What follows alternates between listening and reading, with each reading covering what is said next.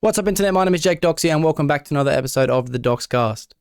I'm not going to lie, filming an intro is actually really fucking hard. After countless amount of efforts, I've realized this is probably the best we're going to get, so I'm not going to waste any more of my time, and for the length of the intro, I'm not going to waste any more of your time either. So without further ado, let's get straight into the episode.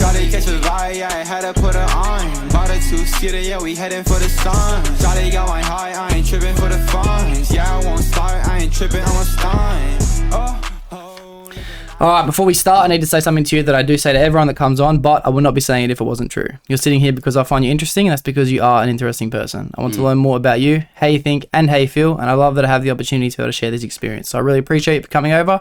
Thank you for sitting down. Ladies and gentlemen, I'm not kidding. Hide your wives, lock up your daughters, and keep your missus at home, because it's Mr. Steal Your Girl himself. This is Kelvin Mangidza.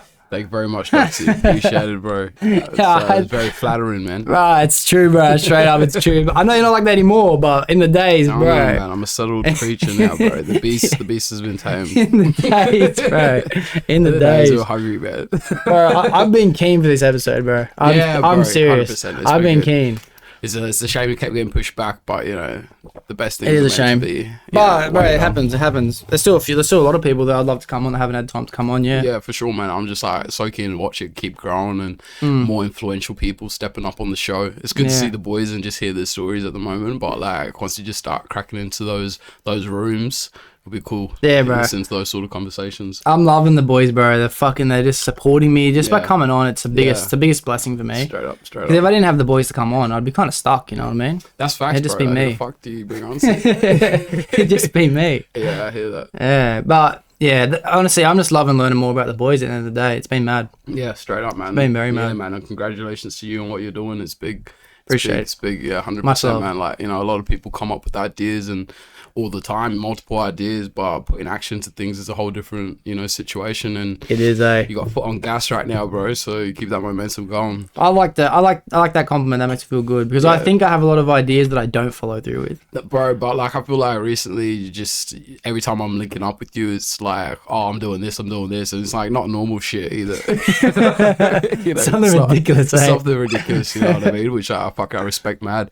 I'm like one of those type of people. It's like if you have an idea, like jump on it. You know what I mean? Yeah. Otherwise, like, what's this life for? Like, I agree. Yeah, I agree. Yeah. I agree. All right, I actually have a good list of stuff that I do want to get through with you. Yeah, usually, I keep the iPad locked and I just memorize it, but I know we're gonna just tangent. Yeah. I bet there is some key points that I do want to get to. You know what I mean? Which is why I've been excited for this because I know it can go both ways. I either do a structured podcast or a freestyle podcast, and I reckon this could go both ways. Yeah. So, but first of all, I want to know what's happening lately in your life. Yeah, man, fucking, my life's been alright, man. Just working. I feel like we had this chat not too long ago. I was just saying, right now, just focusing on being present. You know, always thinking about the future. You know, previously, and trying to make steps towards there. And you know, that's all good and well, but it's good to just be grounded and be grateful for what you have around you. You know what I mean, and make the most out of it. So. Doing a little bit of that, and yeah, man, it's been alright. Just like I said, just working, you know, working, spending time with the people. Yeah, that's mad. You started working with Delvin, his cafe? Yeah, I just started working with Del recently. What's it like that? Yeah, it's cool, isn't it? It's like it's just not too bro, many it's guys. Delvin and Kelvin, bro. That's Delvin and Kelvin, but it's not gonna last long. He's leaving literally like next week. Like got me on board just to jump off ship. Fair enough, mate. But there's new caps. Place one letter. That's all we're doing, bro. Swapped to Kelvin for Delvin, bro. Yeah, it's funny as, but no, it's a good place to work. Like, I think he just wants like a new environment because he's been working there for a little bit, and likewise, I wanted a new environment, and it's a good establishment, good people. Yeah, I met the owner of that cafe a long time ago. Long time ago. I recently just helped him out with some refrigeration shit as well. Recently. Yeah, actually, I went to your cafe to do a refrigeration job. You must didn't want to go through with it, but yeah, I know, right? You charge all those big bucks. It's not, bro. Trust me, someone else is gonna charge more. For a dodgy down the table, bro. But, yeah, I know. That's alright. I tried. Yeah, fair enough. In it, at least I tried to assist. Yeah. I appreciate it, but I'm loving doing work for myself. Yeah, which is dope, bro. So that's always the best position to be in, like doing your thing for yourself. Yeah, you know, or at least building to it. Not everyone can just make that jump, but yeah. It's been good because I'm working nights, so I have all day, every day to do my own jobs. That's it. So it's been good for me. Yeah, and that's powerful, isn't it? When you start to understand like how many hours in the day and how to structure your day. Dude, there's not enough, bro. And I'm using every single one. Yeah, that's it. It feels like that sometimes. Like you're just like, oh, there's not enough hours in the day, and it's like, how do you get everything done? But organization and taking a step back and just being like, oh fuck, there is a lot of time that I'm wasting. Yeah, just fucking doing what you're doing and just jumping onto something, getting your hands on something really. Yeah, it makes a difference over time, innit? Yeah, it's mad. It's mad. All right, so are you studying still?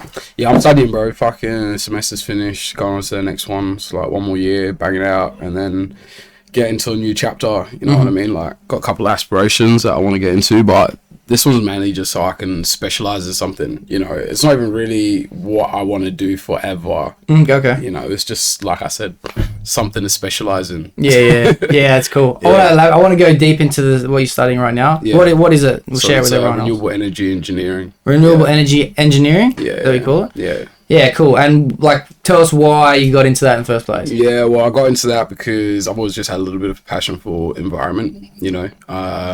Also a bit of understanding on just like the trajectory of life. You know, there's a lot of volatility and, you know, a lot of weird things happening in the world. And, you know, renewable energy sounds like a pretty good solution in regards to independence, you know what I mean? And it allows you not to have to rely so much on the grid and what, you know, the government can give us and be able to do things yourself. Because one thing after COVID, it showed that things can get cut off, man, like just like that. So that's true. I like the idea of being able to sort out, which is a big aspect of our lives, which is electricity, you know, using renewable sources. And, you know, my study goes further than just electricity. It's just like how to actually just like live by yourself, like using the world around you. Yeah. So it goes further. Does it touch on like self-sustainability with food? Yeah, self-sustainability, not so much with food, but just self-sustainability. So you're looking to like, water, energy, you know, building materials that are suitable for those sort of situations and stuff. And then, you know, the food side of things is a little bit more for a personal research thing that you would want to do. And that's vital. That stuff's real important to me as well. Yeah, that's cool. Yeah. That's cool. So what's some of the stuff that you've been focusing on this year in the study? Yeah, this year has just been, you know, foundational stuff, make sure I understand like the principles of engineering, principles of electrical engineering. And how deep does that go when you're looking at electrical engineering? It goes pretty deep, mate. Like, you know, looking into a meter board and understanding like what's going on there. That's cool. Which is crazy because you spend your whole life looking at a meter board and you have no idea what is going on. Most people, my trade's a little bit different. I've technically got half of an electrical license. In my trade. So I kind of know what's going on, but it's cool to know that you're doing that kind of stuff in your course as well. Yeah, 100%. It's pivotal. I mean, electricity, it's once you understand how electricity is, you know, then you can build on it from there. You know, those foundations are really important. Otherwise, you know, you can't really get anywhere. Yeah, true. True. Connect two things together. Yeah, that's true.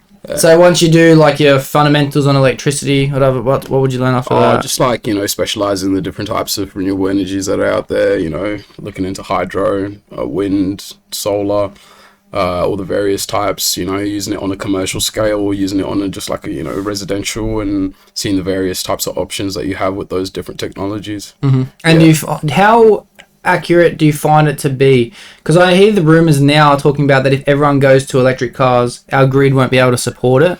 Like, when you're looking at like, say, is that kind of stuff you're looking to, electric vehicles and like that? Yeah, partially. Like, we look into like the batteries and, you know, how they operate and the size and the magnitude, because just like I said, like, it's understanding the capacity or the amount of electricity you have to generate to keep things moving. So through all of that understanding, you can understand how much electricity you need to be providing to actually function all of these things. So, you know how you said it, like, the grid won't be able to support it.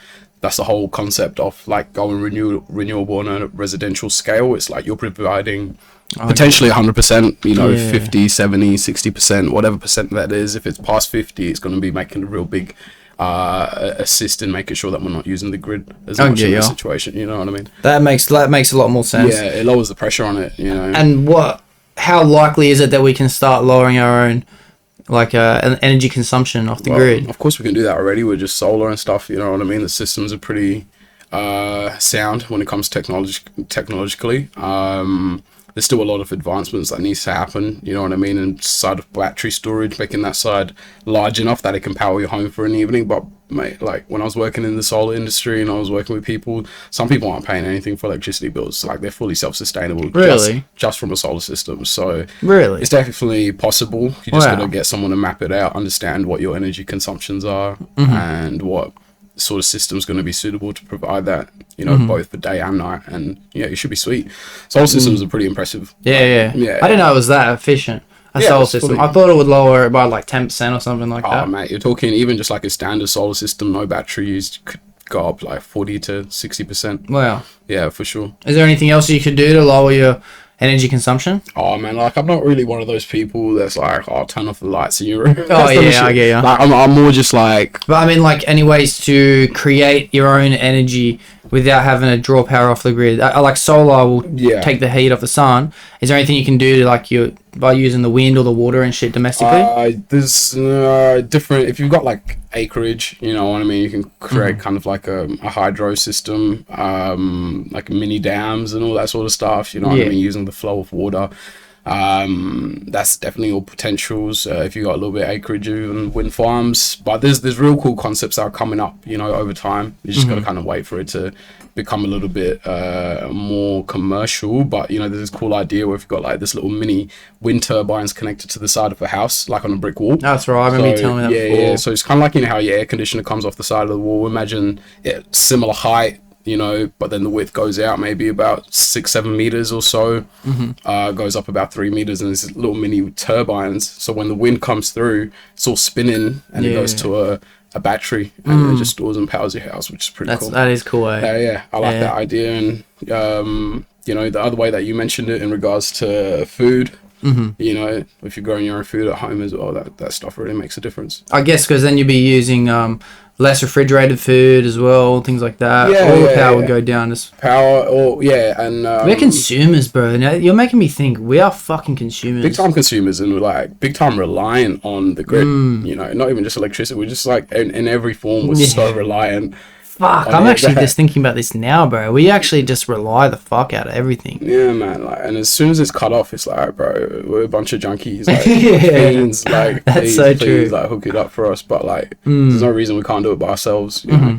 It takes definitely a lot of energy and stuff, but we're all pretty distracted. Yeah, you know, you're right. We're all distracted. We're all just on our own journey, and it's just not part of our journey. This and that, exactly. And I think it is part of our journey in the context, this is my opinion, that I feel like everything's just gonna like fuck up basically in society, like to some extent. Yeah, wow. Over the next 15-20 years. Has that theory come from learning more about it, or like or is it just something you've always thought? I mean, just look at the state of the world and you know, obviously just theories, this, that, but I just feel like there's just a weird feeling, a weird vibe about just like how life is in society and stuff, and it's just like, you know, there's a few concepts that, you know, money's going to talk, and, you know, what type of money are we even going to be talking about in about 10, 15 years, you know. Like a digital kind of world, type of world. Fuck, that's crazy. But then we go like, digital, we're not ready for that, eh? Yeah, we're not, like, not everyone has that sort of information. We like to think we are, but, you know, there's always be a transition point, and then during that moment where everyone's still learning about it, there's going to be everyone that knew about it that's just going to be thriving during that period, and everyone else is catching up. I hear. But no, I honestly feel like some sort of collapse to some extent. Well, but I don't think you're far from thinking it, eh? Like, I think it's pretty likely that could happen, because we're just drawing more and more and more and more, and everything pops. There's a lot of political boiling points that are occurring, you know what I mean? Russia, Ukraine, China, Taiwan, like people wanting land again. You know? You know what I mean? Like, it's concrete time. It's concrete time again, you know what I mean? Like, it's just human cycle, human life, and you know, and obviously this is a different day and age. We're very informed and stuff, and so it's like, if that was all to potentially happen, then get yourself right and get out in the sticks and sort yourself out, you know what I mean? I hear. Dude, I was just thinking as I was asking you, like, is there any other ways to have self-sustainable energy, not self-sustainable, but like less energy consumption by generating it yourself?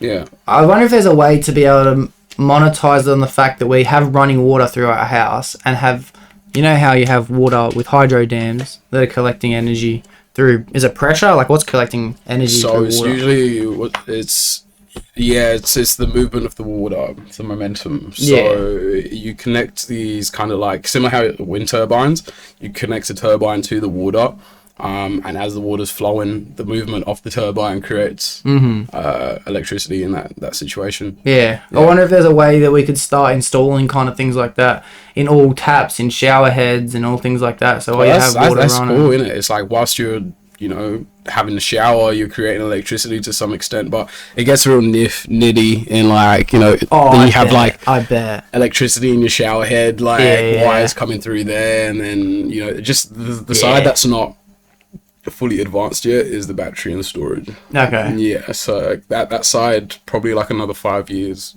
until it's like That's not bad. a real big thing. Yeah, until That's it's not like sufficient. Like right now it's pretty good. Like you can really get away with it and be like, nah, this is good. But I think it was gonna be like almost undeniable in about 5 years or so. Well, I actually got inside information maybe a week or two ago about something to do with batteries and shit like that, and something good to invest in. I'll tell you after. Maybe I shouldn't say it online. Yeah. But if anyone is interested, just let me know and I'll let you know as well. But I'm thinking of investing some money in something that has massive I have potential. a funny thought that I'd like to share with you about it as well. Yeah. Something to mix in with your refrigeration. Oh, yeah? Something I saw recently, a little business do, and I thought, hey, All right. Yeah, I'm good. Alright. Now I'm excited to wrap this up. Yeah. Jokes. Energy consumption is pretty interesting, and energy efficiency as well. Yeah, We actually just study that. We don't study it anymore. We used to study it when I did TAFE. Yeah. And my whole career now, moving forward, is based on energy efficiency in refrigeration. Yeah. So we're replacing every single supermarket in Australia Yeah. with the new technology, which is literally 3-4 times more expensive to install, Yeah. but you save your power in basically 1 year. You make the money back in power. It's also way better for the environment. Like, you have less your global warming potential isn't so high because the carbon footprint's not too bad either. It's a lot better. It's a lot better, and it's definitely something that I think we're all getting aboard on. Yeah, 100%. And like, you know, those sort of things, like the government's really kind of pushing it as well, like giving people updated boilers from gas to electric, you know what I mean? Because it's a little more efficient, and yeah, there's little things that's happening, but far out, man. Like, I just don't get convinced with everything. Like, they could be doing more for sure. Like, could be doing more in so many different various ways, but. And what's some of the ways that you think they could be doing more? Oh, things like, you know, recycling or Japan. So there was this funny video that came online where it's like, obviously the World Cup's happening at the moment. The Japanese people, they beat Germany 1-0, and then Japanese people were picking up rubbish after the game and stuff, and like everyone's looking at it. I was at a mate's house and everyone's like, wow. Yeah. But it's just like, that's how the culture's been designed, you know what I mean? And the way that's been designed is because they've got to pay for their rubbish. Okay. So when you have rubbish at home, you have to pay for it, like, you know, per kilo or whatever. So they become I can get rid of it. Yeah. So it's like people are just like very cleansely, you know, and they're making sure that they're looking after themselves, you know what I mean? Like, it's engraved in their culture to just be clean people. So yeah, I noticed that a lot of videos I watch, it's a very, very clean country, Japan. Yeah, conservative as well. You know what I mean? Like, I think it's the conservative side that makes them so well mannered and things like that. Yeah, they are very well mannered, bro. I know some of the streets, they, instead of having like curbs like us, they'll have koi ponds and shit like that. You know what I mean? Yeah. And it's like, we can't have that here. No way, bro. You have people like drug cows just jumping into them for fun, like, you know what I mean? Yeah. Doing a shoey with the pond water or something, just some madness. Getting dinner, bro. The fish are just, like, You're RIP the fishing. fish straight away. Yeah. How long will that last? Yeah, bro. But I'm pretty bad for it too. I could be doing more to help out. I've got a fucking bottle of drink that fell out of my door. I looked at it for 5 days in the gutter, and today I finally picked it up, put it back in my car. Yeah, look, I'm not like one of those like major environmentalists where I'm like, oh, pick up your rubbish, this, that. Or it's like, yeah, of course that stuff has an impact. I just think that renewable energy is beautiful, mate. Like, I love the ability to be able to create your own electricity, through your own sources. Like, that's major. That's like a key. That's a major key. It's like, that's a lot of independence that you start to get from being able to do that. That's amazing, bro. It's actually truly amazing, because I can't wait to be self-sustainable with food. Yeah. Can't wait. Yeah, that's can't a big wait one. to grow. And I've been watching a lot. There's actually a mad Netflix show called I've watched it before season 1. It's called Down to Earth. It's with Zac Efron. Yeah, and this new season, he's come to Australia and he's following the Australian countryside, kind of going through what I've seen so far. He's going from Sydney to Melbourne, even Queensland and shit. And he's going to like wildlife centres that are looking after animals, but then also farms that are more, what's the word that they use to describe a farm that's more like the way that they do it is a bit more like efficient for the land. So, sustainable farming, things like that. And bro, I think Australians are doing pretty good. Yeah, 100%. I think we're doing pretty I feel good. like we have to, because our environment is so volatile. Like, yeah, I mean, yeah. If anyone, this is quite frustrating in regards to like Australian government, is like, we've got one of the most volatile environments. You know what I mean? I did an assignment on, you know, the bushfires and what's happening there, and it's like there's not a great lot that's been done by the government in regards to, you know, prevention, you know what I mean? Like, and just preparing for these sort of things and not understanding fully that it's likely like this is going to continue to happen, because we're starting to see a trend that obviously summers are getting hotter, etc., so it's like we gotta really be coming up with good ideas. And you know, we're seeing the rains that have just been happening in New South Wales, which has been crazy. You know, a lot of people getting affected in places that they say don't rain often, and we're getting our farmers affected, which is cutting off food supply. So they have to start thinking outside the box on what can we do for the long term to make sure that we're still producing food. You know what I mean? So Australian farmers, 100%.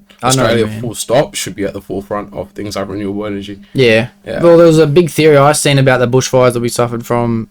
It was the beginning of this year or last year? It was last year, wasn't it? Yeah, it was last year. It's hard to remember. It's hard to remember. I think it was last year. I think it was last year too. Yeah. But there was a big theory that they kind of let that happen on purpose because they want to build a train line to connect across through all that area that the bushfire ran through. Yeah. So it made it like less of an impact on the environment because everything was already burnt. Yeah, but it could most likely be a case, because potentially you reckon there is things that the government could be doing preventative wise to stop things and to help keep our land a bit more easy. It's not an easy one. It's not an easy one. I don't think there's an easy solution. But I definitely do think like more effort could be put into trying to find that solution though. Just understanding that it's putting a lot at risk, a lot of people's livelihood, and that will have a ripple effect. You know, farms go down, people's food stocks go down. Like, we outsource a lot, but like, you know, we also have a lot that we use. You know, like, remember when the lettuce was gone, mate? We got cabbage on KFC burgers, this, that. Like, I know what you mean. That was not a zinger burger, bro. It's not a zinger burger. It's a madness, you know. If people didn't realise like something's going on at that point, then I don't know what it's going to take. You're right. There's been a few veggies over the last 18 months that have been, you know, going up and down like that. Yeah, exactly. Even shit like fucking things, when things go out of season, you know what I mean? Like, even that makes me think sometimes. That's put my brain to a different perspective. Because like, how can things just shoot up to like $8 upon it? You know what I mean? And it's usually $2. Yeah, then it's like, that's outsourcing. You know what I mean? They just like getting it from other places, this, that, and you know, still offering you, because your demand doesn't go down with the seasons. That's for damn sure. I know you know what I mean? So they got to maintain, and you know, you're still going to be willing to pay a bit of a higher price for it. But yeah, just, you know, Australia's a beautiful place. You know, awesome environment. Should be able to do a little bit more here with what we got, but who knows? Eventually, time will tell. Potentially, we might get there. Yeah. And what do you want to... You're saying you're doing this course now to be specialist in it. So what do you want to do in the future? To like, what are you using this course as a stepping stone towards? Stepping stone, it's... obviously, I work in the industry. You know what I mean? I want to see kind of what's happening on big scales, or see what other companies are doing out there as well, and try and get on board on some real, like, cool initiatives. And yeah, you know, like, forward-thinking technologies. Because I think it's an exciting field, and I think, you know... There's so many different ways that you can go with it, you know, like, not That's what I'm asking, bro, because I've got no idea. There's so many ways, man. Like, you know, we're talking about solar and this, that, and it's just like creating little community grids where people are having these self-sustainable homes built, and they're creating their own energy just as that community, and being able to, you know, pass it on to the next person with just like a big community battery, this, that, and that's one concept that really always interests me. Being able to do it on a more power to the people aspect. But then also on like a large commercial, where it's like, what are they doing to distribute it on a large scale, or make this sort of technology available to people on a larger scale, more affordable as well.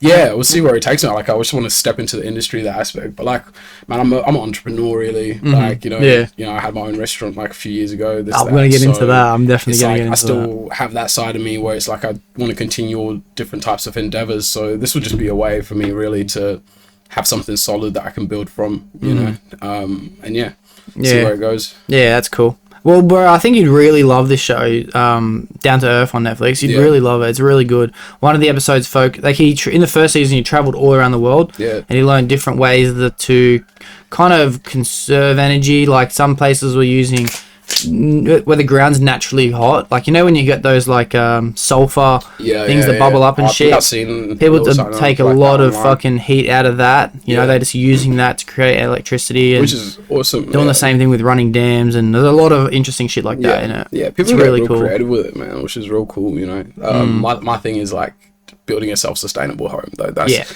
number one thing. Even if I don't get a job with this knowledge, is to build myself a self-sustainable home that I can harness my own electricity, take care of ourselves fully from start to finish. You know what I mean? So if anything I can do with it, it'll be that. Yeah, that'd be so hectic, and I'll be fucking taking lessons from you, bro. When I get my properties. Man. I'm making them all run off each other, bro. That's what I'm doing. That's it, you know what I mean? And just setting a new tone, you know what I mean? That you can still live comfortably without having to compromise so much, you know what I mean? Yeah. Because no one wants to, when you think renewable energy, everyone starts to think like, oh, far out, like I have to live like a tramp and this, that, and like, but you can still maintain a lot of luxuries, you know what I mean? Because the technology is just to a point where it can match what you guys are needing and demanding at at this current stage in life. Yeah, that's cool. And would you recommend other people to get into it who are younger? Yeah, for sure. Cause even who aren't younger, I guess. Even people a bit older. For sure, I think it's just the way that things are going. Like, I think even people like mechanics, like if you're a genuine mechanic, like with a shop, etc., or just a mechanic, like would you not be looking into car batteries at this stage?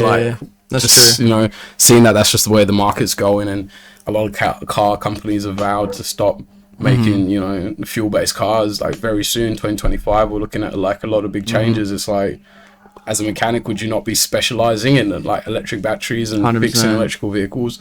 That's an industry I definitely start telling a lot of people to start focusing in. And 100% renewable energy is just like it's gonna always be a topic moving forward. Like true. We're always gonna try and save more, and we've got left-wing environmentalists that are always going to be talking about global warming, so the government's going to have to act like it's doing something. So it's a field definitely for people to invest into, and you learn a lot that you can actually apply yourself. So that's probably it. So I wanted to ask you one thing. Other people that are doing your course, what are they doing the course for?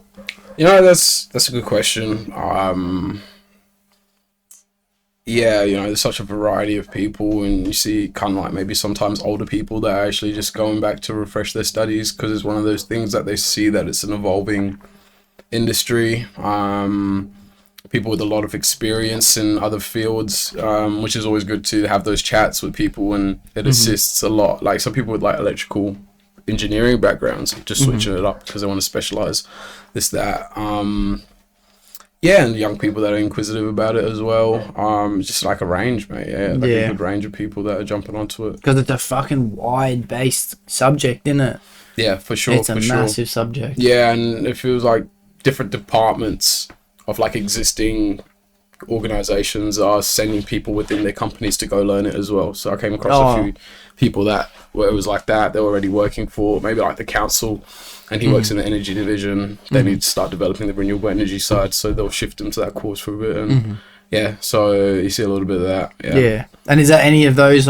Is there what anyone else is doing? Anything that you're interested in? Or are you looking at it from a different perspective? I feel like I'm looking at it from a different perspective. I feel like I haven't heard anyone quite just say on that, that perspective of, I want this so I can learn how to become more independent. You know what I mean? Or build like small scale grids, whatever. Like, nah, not really.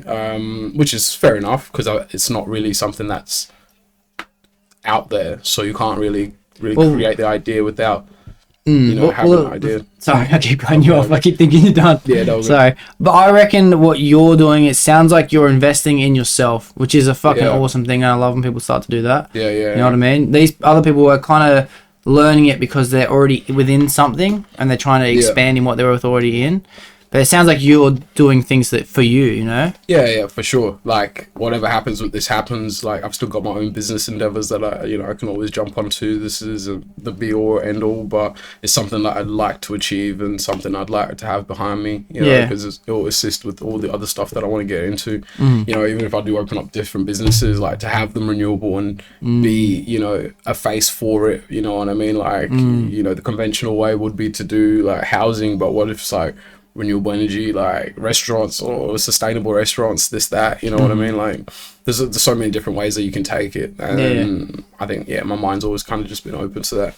It's fucking great, bro. It's great. And how many years are you studying to do this? It's going to take me like 4 years, man. 4 years. It's going to take me a mission, but it's all right. And it's slow and steady, you know. I'm in no rush with it. Like you said, it's for myself. I'm not doing it for anyone else. So I'll just take it as it goes. That's awesome, bro. I don't know anyone else who's doing anything similar at all. No. I don't. Yeah. Do you? Do you know anyone else who took a similar path? No, not really. It's always in any conversation when I say that what I'm doing, it's a bit of a like, oh, okay, cool. Like people are like glad to hear that things like that exist. Do you know what I mean? Because it's weird, like maybe because we're not that old where it's like, you know, high school wasn't that long ago for us. You know what I mean? But it wasn't advertised to us. Yeah, I agree. Majorly, and I guess maybe now it might be a little bit more, but definitely not for a lot of people. Yeah. You're right when you say we're not that old, bro. You're right. Bro, I'm 24 now, and I don't feel a day older than 19. I feel exactly the same. I feel that. I've been thinking that a lot recently. I was like, am I going to have to start like maneuvering like a 35-year-old man like soon, or like do I have to start moving more like an adult? Like the other day I was wearing like super baggy jeans and I felt super comfortable. You felt adult. I felt real good. Like I was chilling. I was real relaxed. You notice you walk past the New Balance shop and you're like, New Balance. It wasn't quite like that. I looked myself in the mirror and I was just like, whoa, like they's lawns need mowing, bro. It was like one of those moments where I was just like looking at myself. I was just like, damn, like I'm moving like a proper young fella. You know what I mean? I was like, I'm probably always going to be like that in heart. You know what I mean? But, there's situations where you got to be formal and situations where you're informal and just be yourself. You know what I mean? If I'm trying to get to the bag and I need to get into a serious meeting, of course I'm going to clean up. But like I'm just chilling on my ones, man. Some baggy jeans and a baggy top, like just cruising down the street. It sounds good to me. I find that like when I'm trying, as I'm getting older, to seem like I'm being like my age, you know what I mean? When I'm trying to, I'm 24, I might start acting like it. I feel weird as fuck, you know what I mean? But then when I just normal, I feel like I'm having normal conversation, you know what I mean? Yeah, exactly. When I'm trying to act what I feel like a 24-year-old should act like, it's so weird, bro. Like, what even is that? Like, 24 is such a blurry age. Like, you know, I think some people will have it all by then. Like, my brother's married by this stage, you know what I mean? And that's what's crazy, isn't it? I'm very far away from that, you know what I mean, personally. And as people go through life at different cycles, like I'm probably like 5-6 years away from thinking about that sort of stuff where, you know, he was ready to jump the gun straight away. I've got mates married now with 2 kids, my age. Younger. Our journey's different, bro. Our journey's different. And I just can't see how I could have gotten to that stage to get to, you know what I mean? How could I have gone that path differently? How could I possibly have gone down that like, path you know, people like you're tied to, and it's like they have kids, and it's like, we're not that different, mate. And it's like how, and the same goes with my brother. Like that change was massive. You know, if like people knew my brother from him growing up, and then to find out, like, if we had a chat now that he's married now, people will be like, what on earth are you talking for real? about? Like get out of here. Get out of here. But, like, no, it's real. Like, I guess things change in us, you know what I mean? Like, just moments change in us at some point. So maybe it takes a person to make the changes side of you. But, I guess accident. I wouldn't call it an accident, but I'm going to use it as an example. Accidents happen. You know what I mean? Yeah, accidents happen, just life occurrences. I don't mean that as in like you have a kid by accident. I mean that as in like you accidentally met someone and then all of a sudden you're accidentally buying your first house. Beautiful accidents. Yeah. Beautiful. Right. Yeah, good. I actually haven't. I have notes here, but I'm going to steer away from it a little bit. When I think of you, I actually think of energy, which is surprising for me. Like, because I don't think of energy as in what you're studying as like almost like a profession. Yeah. I think of energy as in like the way that you perceive others. You know what I mean? Like, you obviously know what I'm talking about. I know you're big on the energy, but people who are listening who don't know what I'm talking about, you probably do. But I mean, like when someone has intentions or actions and the way you perceive them and think about that person. Straight up. Now, it's like a spirituality, I guess, is another way to use that word. Yeah. It's hard for me to find a definition for that word, to be honest. Yeah, I feel like empathetic.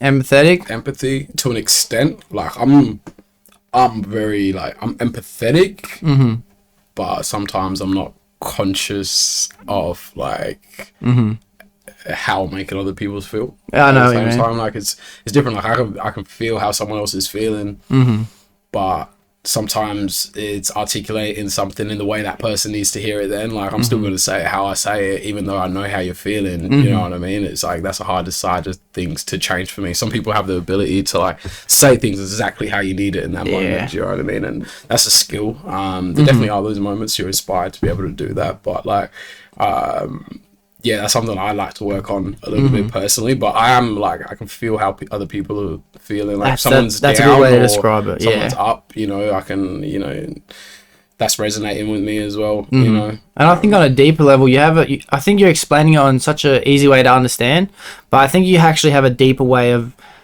You explained it to me one time years and years ago, and it was the first time I'd ever started to think like that consciously of the way you put out energy and the way you perceive energy. Yeah. Mind you, at that point in my life, I was taking shrooms and shit. You know, it didn't help. It didn't help. But now that you are studying it professionally, literal energy, and since you have a great understanding of human energy, do you find that there's any relationship between the two definitions of the word, or like? Because I think there is. I think there's a massive definition. I mean, similarity. But they're nothing like each other. You know what I mean? Yeah, I feel like us as human beings, we are kind of what you would call like a vessel, right? Or like a kind of like a meter board.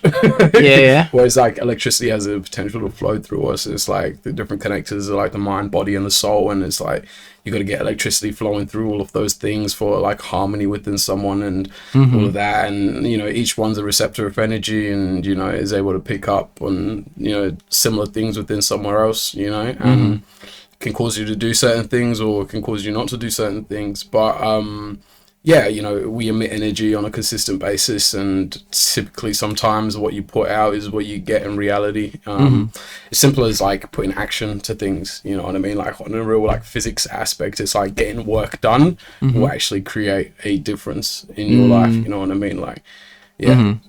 I knew you'd have a good way of explaining. that because I've been thinking it for a bit. How can I relate the two? Because they mean the same thing, but in my head they're completely different descriptions. One is talking about your interpretation of someone and like it's almost like a feeling that you get, and one's explaining a literal transformation of heat to electricity or wind to electricity or something like that. Like, I'm not like saying it on some heap skeptical shit like Kevin Gates putting his hands on a battery and starting someone's car battery up, but like I would say on the aspect like we definitely have electricity, and you know you feel it in the facts when you hug someone or something, you know what I mean? Like it can calm your body down, like that's some sort of like electrical situation that's happening there, you know, on a very, very finite scale to some extent. So and I'm pretty sure that it's literal electricity, you know what I mean? Like, I'm pretty sure it literally sends an electrical signal to your brain to release stimulation and like neurons like firing is electricity to some extent. Because electricity is the vibration of atoms. So your protons and neutrons vibrating at a rapid pace.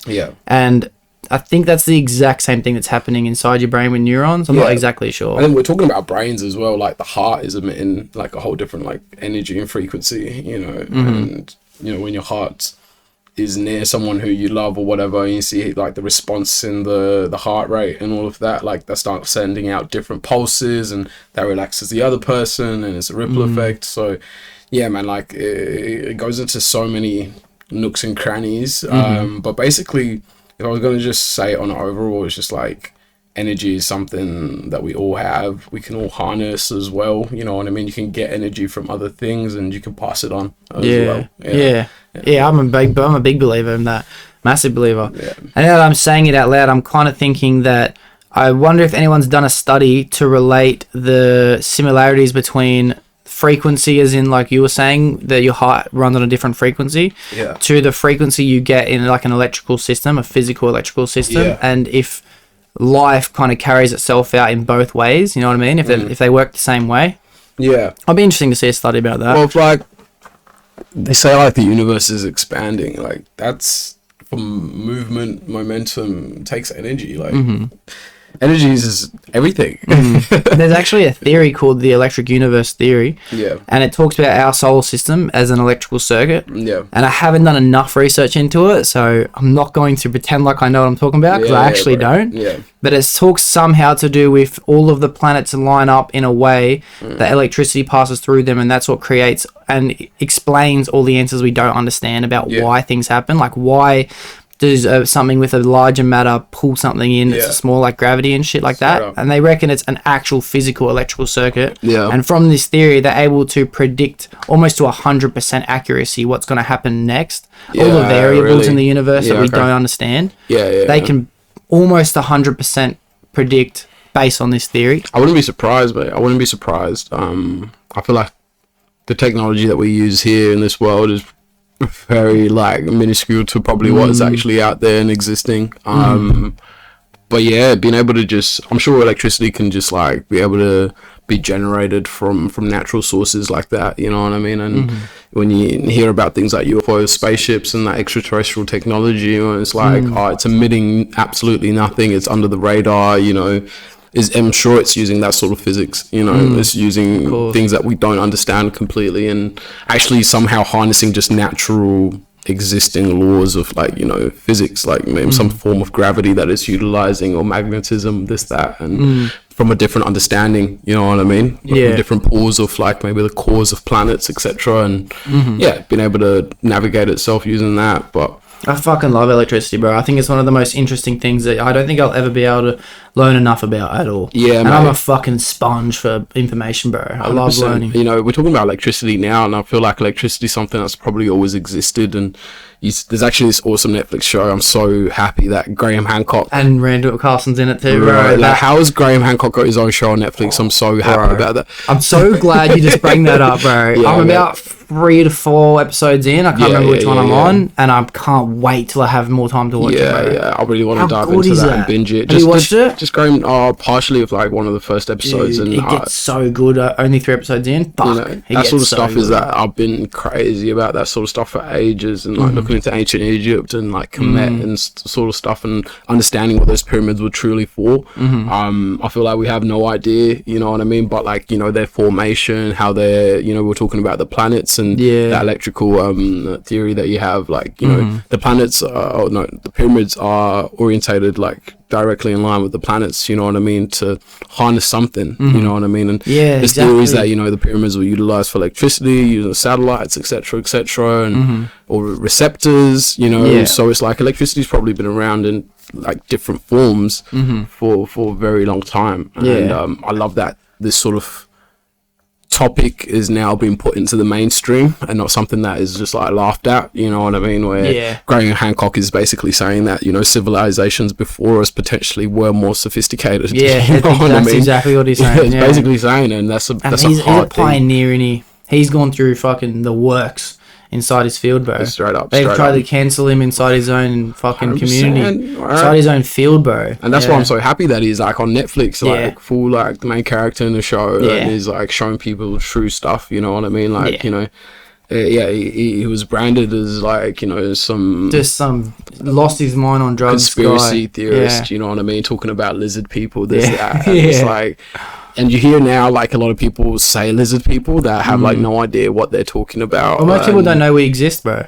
That's the thing. And that's the thing, you know. People love to brush it off. And, like, now I'm seeing it in some TV shows, like, said as a passing comment, this, that. And It's just like, all right. Yeah. All right. Bro, you know, you used It's to like, thank. they didn't warn you. It's not like they didn't warn Yeah. you. Like, It's been right there. Yeah. it's been right there. And, I wonder if it's going to become like the new UFO thing. You know how like UFOs, they started off as such a... Oh, actually, I want to talk about this as well. There was this... What kind of started off on the whole UFOs is a big... You're only an idiot if you believe in UFOs, you know what I mean? And now it's become to the stage where people are so accustomed to the idea of UFOs that if you ask 90% of people, do you reckon there's ever been aliens? They're all going to say yes. I see where you're going with this, mate. And I think you're actually so true. It's like the lizard people, everyone just... Yeah. Mate, I just remembered our little experience that we had. Yeah. I just remember our little experience, and it's like if I told anyone that story, they look at me and they say, "Oh, what the hell are you talking about?" But you were the only one that would understand what happened to me that day. It was cool, bro. It disorientated my whole night, and it's something you my never whole forget. life, mate. Yeah, you'll never forget. You know what I mean? Like, and it definitely contributed to why I believe in some of the stuff that I have opinions on it, and I'm like, I don't throw it away. You know, I'm not like a full believer in everything that's been said, but I definitely think there's more out there than we understand. And that's from your own personal experiences, Personal experiences as well. It's not like, just an opinion. It's like, seeing stuff and it's been like, that's a bit dodgy. What's going on here? What's going on here? You know what I mean? And but you know what actually kick-started the whole movement on the government kind of, and which is also the media, pushing on the fact that UFOs are only for idiots to believe in. It started off... I reckon it's only conspiracy, but other people believe it as well, which is why it's not my own conspiracy that I've thought of. Yeah. I've heard it somewhere else. But they actually had this thing on years ago. I want to say it was in like the 50s or 60s when radio first started to become like a popular thing. Yeah. Might have been a bit earlier. I'll have to fact check it. But they released a recording of them reading the book War of the Worlds. You know that movie War of the Worlds where they're like alien robots that come and land and they end up being killed by the birds. The birds is what ends up killing them. Oh, strange as, It's a good movie. It's an old movie, but it's a good movie. But that was based on a book. And they read that book on the radio decades ago. And it actually sent so many people into a state of panic that like people were dying or like heart attacks. What? People were going crazy. Yeah. Because the radio is usually used to broadcast news and information, but they were trying something out. Let's see what the people start to do when we do this. And because basically the whole of it happened in America, most of the United States went into a panic mode. They were like, people aren't ready for this. This is going to take generations to get people used to this. I'm going to say fact that there's been aliens here, you know what I mean? That's it. Like, there's no smoke without a fire, and people will probably catch on to that then. But I think you're right in the aspect where it's like, they wanted to slowly introduce us to it, and like now we know like there's real documents released by the government saying 100%. That this stuff is legitimate, you know what I mean? So it's and people haven't really caught onto that, that like the real US government has released documents saying like we've found some dodgy shit. There was a lot of UFO. They reckon they found, I don't want to say the number, but a shitload of fucking unidentified flying objects of different orientation. And there has been people who have come out now, like I want to say his name's Bob Lazar. I could be wrong, but I'm pretty sure. Familiar. And he reckons that he was actually called in by the FBI to come to Area 51 and reverse engineer alien spacecraft. I've seen this, bro. Like, and they full light. I'm pretty sure they full lie detector guy. Yeah. No, I've foreseen it, and then like it ended up developing to the fact that he told someone about what was going on, and they started following, following his house. It was hell dodgy and stuff. Like his wife wasn't believing him. It turned into this whole madness or whatever. It is madness, and he actually has a couple documentaries out now. I'm pretty sure his name is Bob Lazar. But it's just wild, bro, and like everyone for a long time, it's been like, the media just pushes on these crazy people who have seen something, but now why all of a sudden is it not crazy anymore? Why is the government releasing, I think it was 130 pages of documents that are stating the fact that they don't understand where these objects have come from? How can where these flying objects, they're not man-made structures. Pretty crazy, bro. Yeah, pretty crazy. That whole thing about like mass hysteria, like as a society, like we've done some great things, we've done some really cool things, we're doing pretty well, but fuck, man, we're like yeah, we just lose our shit on some stuff like toilet paper. Like, Yeah. like, you know, we really look like we're doing great on surface, but then it just all cracks. Agreed. Sometimes. Agreed. So Definitely I'm agreed. not surprised that they want to like slowly introduce that sort of stuff. But the UFO sightings, you know, that's been going on for decades. Like, I'm from Zimbabwe, right? That's where I was born before I moved to England. And there's this famous story about how UFOs came to this school in Zimbabwe and came and talked to the kids and like went to the playground during like recess or whatever. And the fool landed there, came out, talks to the kids, and you know, there's like really good documentation about like the kids, you know, just talking to them, and like there's videos of them now older sitting at the table reliving that moment and talking about it, and it's just like they and how many kids in this story? How many kids? Heaps, like, and there's a lot of was there more than like a group? More than 10 like recollections of people sitting down. And there's also a crazy one in Australia where it pulled up to a school as well. So they got like a repetition of coming to kids, but it was to send information. And it was also because like no one's gonna believe the kids, you know what I mean? I guess to an extent, and it's like to leave an imprint. Like, I don't know if they really thought it out that well, because when you hear stories about those people, they're not like, you know, engineers or the forefront at NASA or anything like that. So it probably didn't work out. Well, if they started talking about it, they never would have probably come into those positions, because they would have been looked at like a crazy person. Yeah, exactly. Yeah, 100%. Or a liar. Yeah. Yeah, 100%. And it's real cool. I always find it really interesting to like see those sort of videos and see people's eyes when they're talking about it, and it's just like, oh, you really went through this, eh? Like, you're not just like some crazy motherfucker for attention. Which is heaps cool, you know. But yeah, you know, like, I definitely do think there's a lot that we don't understand, and maybe there's, you know, have you ever heard of like forbidden knowledge? Like, elaborate it for me. It's just like a concept that it's just like humans might just like tap into certain knowledge that they're not meant to. So like with the UFO sightings, there was one where UFOs kept going over like nuclear sites, basically. I've heard a couple of stories of them, because the UFOs are warning not to play around with nuclear energy. I've heard this story. Technology, because they think it's going to be volatile for the Earth. Who knows what sort of incentive that the UFOs have with Earth or whatever, or maybe they're just like freaking like peace maintainers or or whatever. Just checking in, you know. Like, there's this coming boss. No, is it still good? Yeah. Well, what's that? Yeah. Oh, we'll go adjust that. Or just looking out for the lizard people. Yeah. But yeah, there's a correlation there. So yeah, who knows, man? Who knows? That story of the nuclear UFO sighting, I heard a guy talk about his recount on that on Joe Rogan. Yeah. And he was saying that I think he was working. Oh no, you know who it was? It was the guy who used to be on a current 60 Minutes. 60 Minutes? He was an interviewer on that. I can't remember the guy's name, but he sat down on Spanian's podcast in Australia. Really? And he actually left being a journalist for Australia and started to focus on UFO sightings, because so many people would call up and say, I have hardcore proof.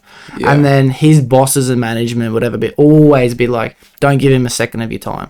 And he started to invest a little bit of his own time, and he's like, I think I'm actually onto something. So yeah, I'll put a link in the description for everyone, and I'll look it up for you in a minute. But he went and met up with people who had those sightings that you're talking about over the nuclear stations, and they reckon that there was one in America and one in like Russia or whatever, and they were pointed at each other to make sure, all right, you press the button, we're going to press the button, constantly. And at the same time, simultaneously, they both had a signal of an aircraft above them. And it started to turn on all of the get ready buttons on this guy's dashboard. Like it's about to fire, and he can't control it. It's all ding, ding, ding, ding. It's about to be the end of the world, bro. World War III. Apparently the same thing was happening on the other side of the world. And then at the end, they all just went, and they all just turned off, and then those things disappeared off the radar. And it was almost like a warning, like, you know what I mean? These things shouldn't exist. Look what could happen. Exactly, like everyone just like shat themselves in that crazy moment. But they'll still keep it there.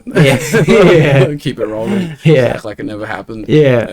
But nah, 100%, man. Like that whole topic is, maybe it's yet to reveal itself in the next few years, but maybe in our lifetimes. Maybe I don't know, bro. I've got a theory that a couple of the other boys and me have been talking about, and we think that in the next few years, based on what's happened lately in the media and the controlling of the governments and the the ability to, not the ability, but the ideas that they're pushing on us to make things a bit more normalized that were never going to be normalized 10 years ago, that something big might happen in the next few years. Yeah, something big. Man. Like that sort of thing's been on my mind a lot my whole life. I have seasons for it, and currently this is one of those seasons where I start like getting fixated and getting mine so I'm prepared before like that sort of fuckery happening. I just don't want to bar with it.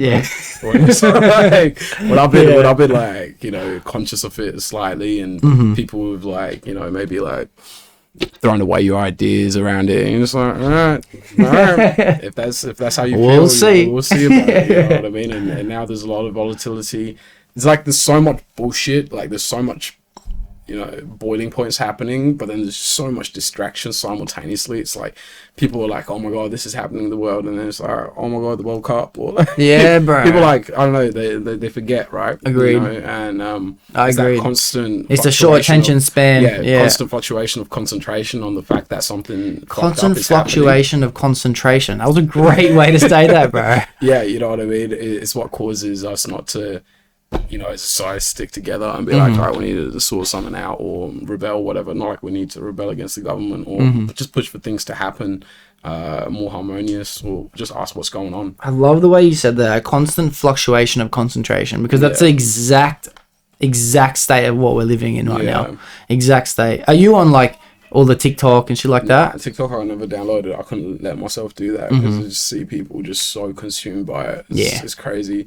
Obviously, like I was just like, now I'll stick to Instagram, but then Instagram's turned into a, you know, so like there's reels that you watch. YouTube's turned into a. I try to be as conservative as possible. That's good. That sort of stuff. That's good. Sometimes I just like, you know, like I just see, I won't be on my phone. I'll be around other people, and we'll just run through the reels, and those sort of moments make me think like, oh, I definitely don't want to get too much into this stuff. I limit myself on the toilet. That's it. I don't know. Oh, and lunch break at work. You have moments like you dibble and dabble into it because, you know, there's opinions you want to hear out there. You know, there's actual, like, you know, you might be following particular people that are making certain content that you want to, you know, hear from, this, that. But, you know, the good thing about it's endless too, bro. Algorithms do kind of like create it into a way of it's the thing that you like. And people say it gives you what you want, and I don't think it does, bro. I think. And it does, like, in a way, like, if you're showing interest in things, because the technology on, especially TikTok, it tracks your eye movement, right? So if a video pops up, for me anyway, I know that in, like, way less than 1 second, half a second or less,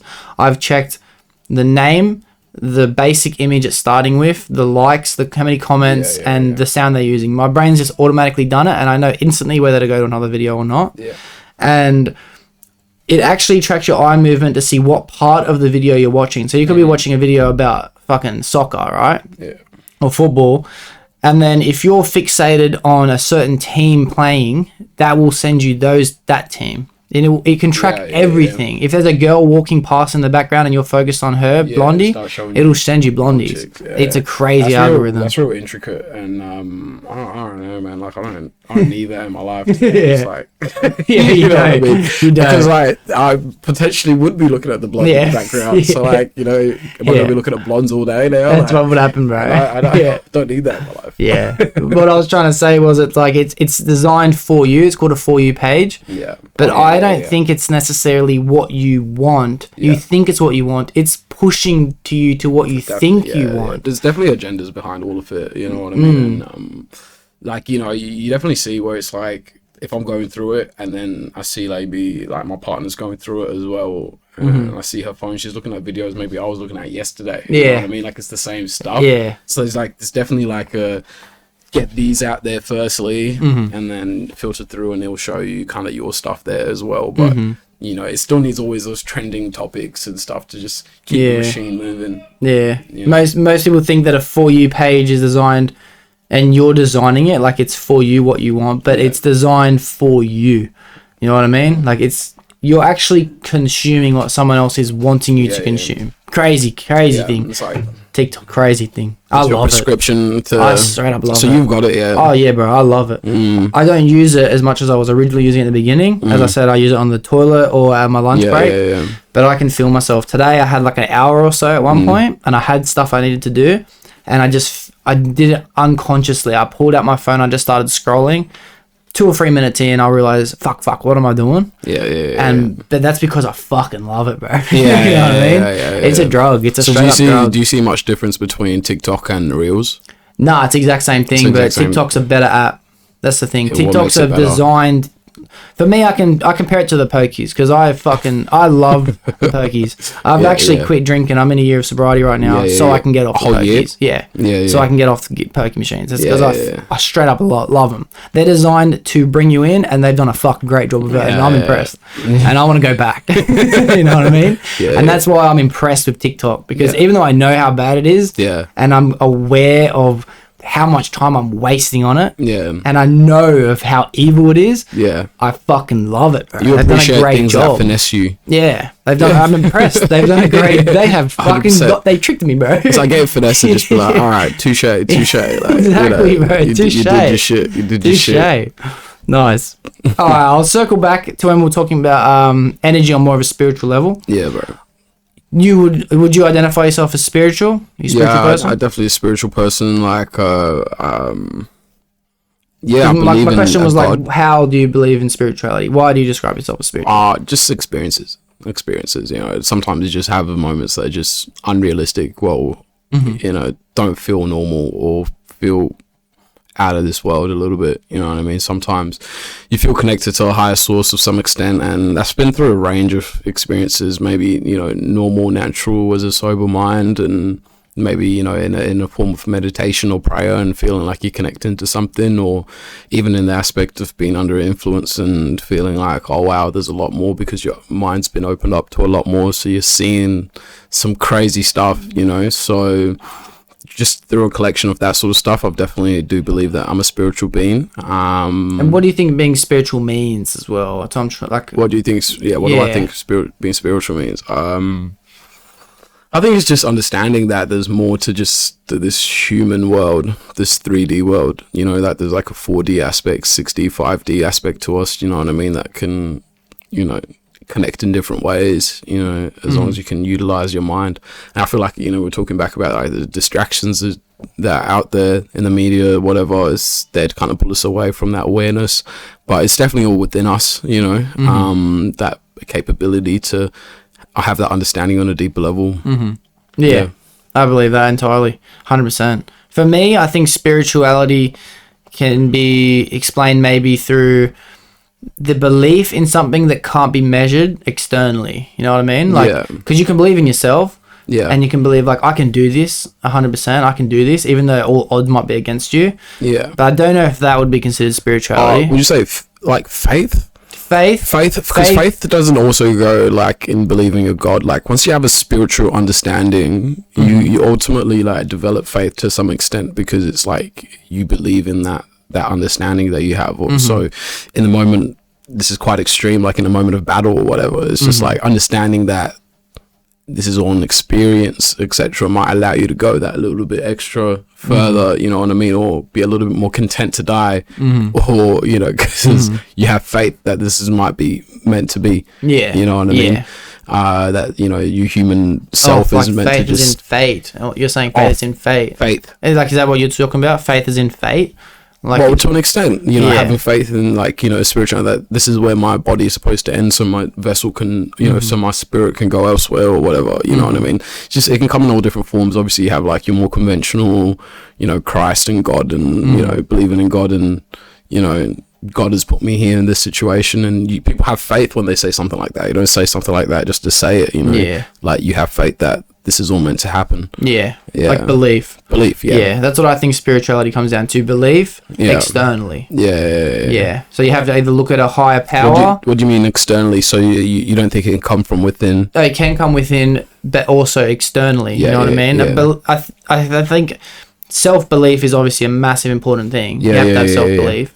But that might not mean you're spiritual. Yeah, I think it becomes spiritual when you're looking at self, where you say, if you say in a concept that I think God's within me. You know what I mean? Like, but that's still something that's external within. You know what I mean? Yeah, it's not external. It's not you. It's not your consciousness. Exactly. That's where it's like, I think that's where it aligns, where you can be like, it goes beyond belief, where in yourself, where it's like, no, I feel like God is within me, like I am, you know, I have it within me. Yeah. You know, type of thing. But like Buddhism in a way. Yeah. You know what I mean? I personally kind of understand that. I feel like you can connect and you can do some inhumane shit, you know? In a really positive way, where it doesn't seem like you're able to do that as a basic human or whatever. But I feel like personally it's I couldn't really say if I think it comes from within, but I feel something. Yeah. You know what I mean? In moments I know this, like, oh, this isn't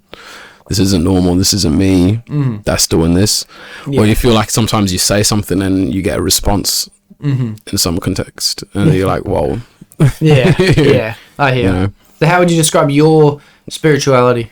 My spirituality is I have a relationship with God. I find various ways to connect, you know, like maybe going to church on an evening, but for me it's more just moments of prayer, you know, and just getting in moments where you can quieten your mind and having a conversation. Who knows who you're having a conversation with, like, but that's when like faith kicks in, and then you just like, you believe that you're having a conversation with God, you know what I mean, and he's listening to you or he or she or God's listening to your situation.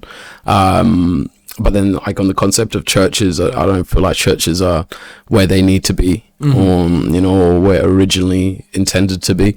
So it's a bit hard to just consistently go to a church because I don't feel like it fulfills fully in that aspect, you know.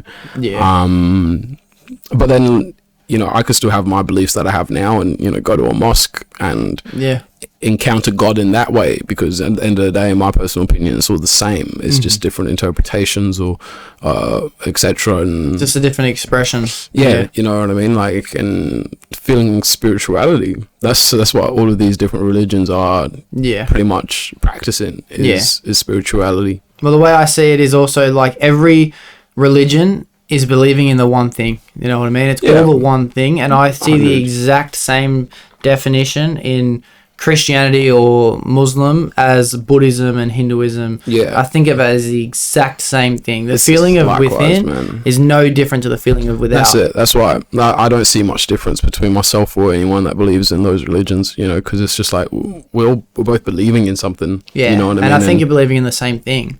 I really likewise. do. And I think there's, like, imagine it as if it's like a destination. That's the belief. And there's just so many different roads you can go to, but they're all going to the one same road. Destination. Like, it's still all going to the same end. And it all makes sense to me. Every religion actually makes sense. Likewise, like, they have valid points, you know what I mean? You can understand where different religions are coming from. And it's really interesting. You know, different religions obviously form from having different regions, like, you know, having different people come up with ideas or whatever.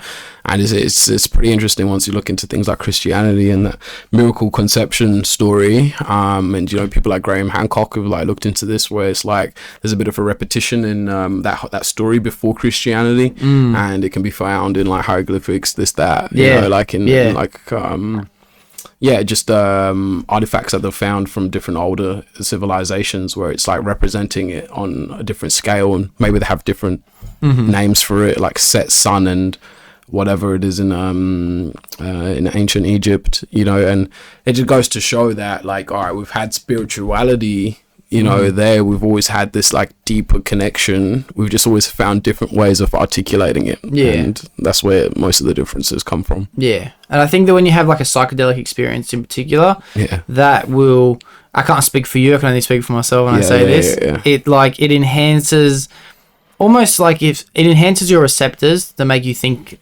differently and more like spiritual in a way. And it's like every Bible passage and every story in ancient mythology and all of these religions are just different metaphors of explaining that internal feeling that you get. Sometimes through psychedelics, sometimes through meditation, sometimes through deep thought. You know what I mean? And they've all just got it's all metaphors. In my opinion. I definitely do. I think of the Bible as a book of metaphors. And that's why I actually like just reading the Bible sometimes, because it's that concept of metaphors. I like shit that kind of like messes with my brain a bit, gets you thinking on a deeper level. You know, and it definitely has plenty of those passages where it's like it's trying to tell you or give you a key in regards to just navigating in life. And, you know, people say about being a good person, but just kind of navigating in life where not like you come out on top or anything like that, but you're aware of what's happening around you. You know what I mean? Yeah. And being able to act accordingly in those situations.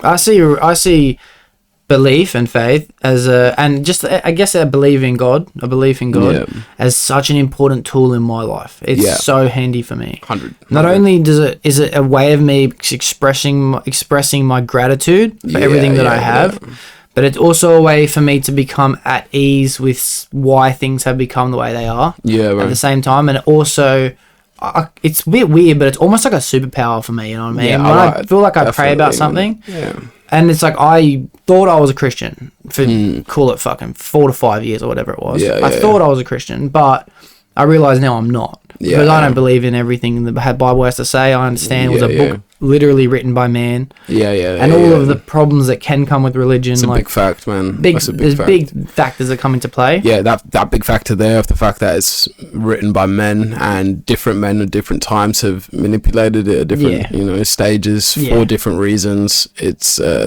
crazy, man. It makes it hard to like be able to fully devote yourself to something knowing that sort of stuff has happened. You know? And so you kind of got to develop your own understanding. In my personal opinion, you pick and choose certain things. As long as you're a good person, man. And that's what it's all coming down to. I think it all comes down to good versus evil, and I see good versus evil in life, whether you have belief or have no belief. I think good versus evil is kind of a fucking fact of life. But good versus evil is such a broad topic, which is too deep to get into, because good can be self-rewarding and self-satisfaction, but that can also be evil. Do you know what's a bit of a concept is like some people that we may consider as evil feel as though they're doing something for the greater good. That's what I'm trying to say as well. So it gets hell mixed up where to talk to some religions, they have like extremists within those religions, and it makes them do outlandish actions, where it's like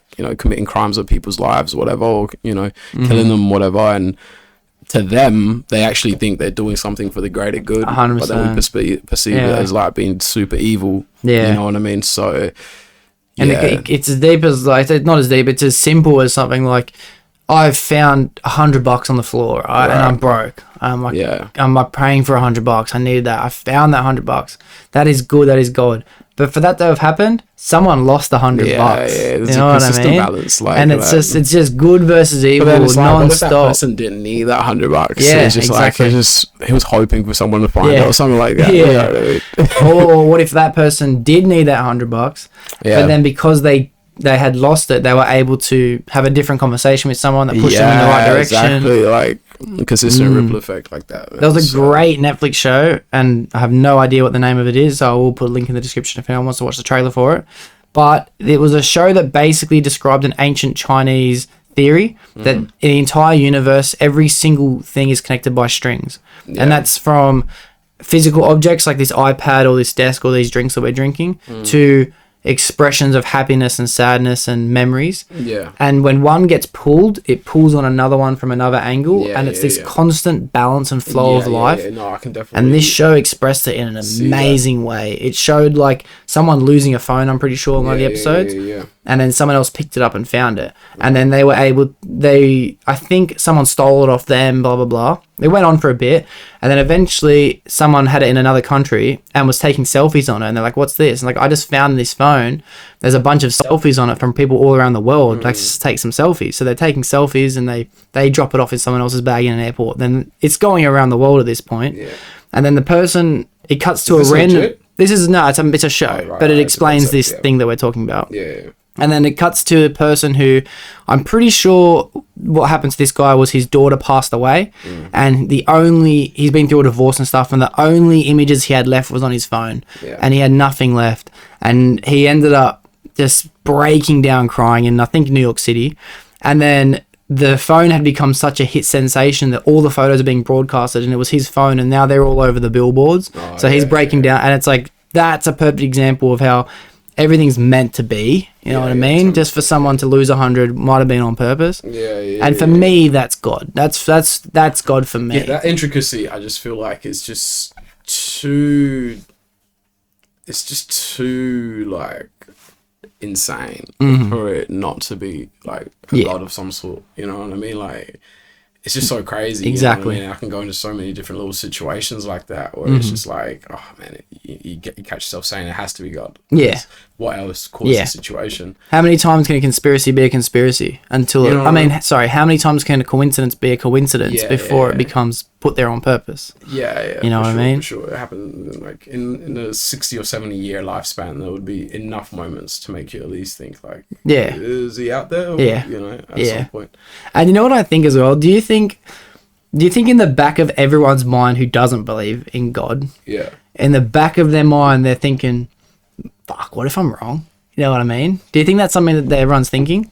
Because I would ask, obviously, someone who doesn't believe in God, but... So I think, like, the only reason that would be, like, potentially yes, I think so, but I think they might think of that in a context of fear where it's like, oh, I don't want to go to hell, right? But then they don't realize, fear, right? But, you know, it is rumored, or it's said to be that, you know, that concept of hell was installed into the Bible by, you know, how we're talking about men, you know, just putting their hands on the Bible, like one of the previous kings, whenever, just put it in the Bible to evoke fear, you know what I mean? And then they say that religion is an important part of society. Like, you need a government, you need society, you know, you need a government, you need religion, and you need like agriculture to have a society actually like working. And religion is there as actually a controlling factor, you know what I mean? We're talking about energy before. You go into a church and everyone's harmonizing, singing worship music, you feel that energy, like you'll be overcome by it without a doubt. Like, there is no way you can't.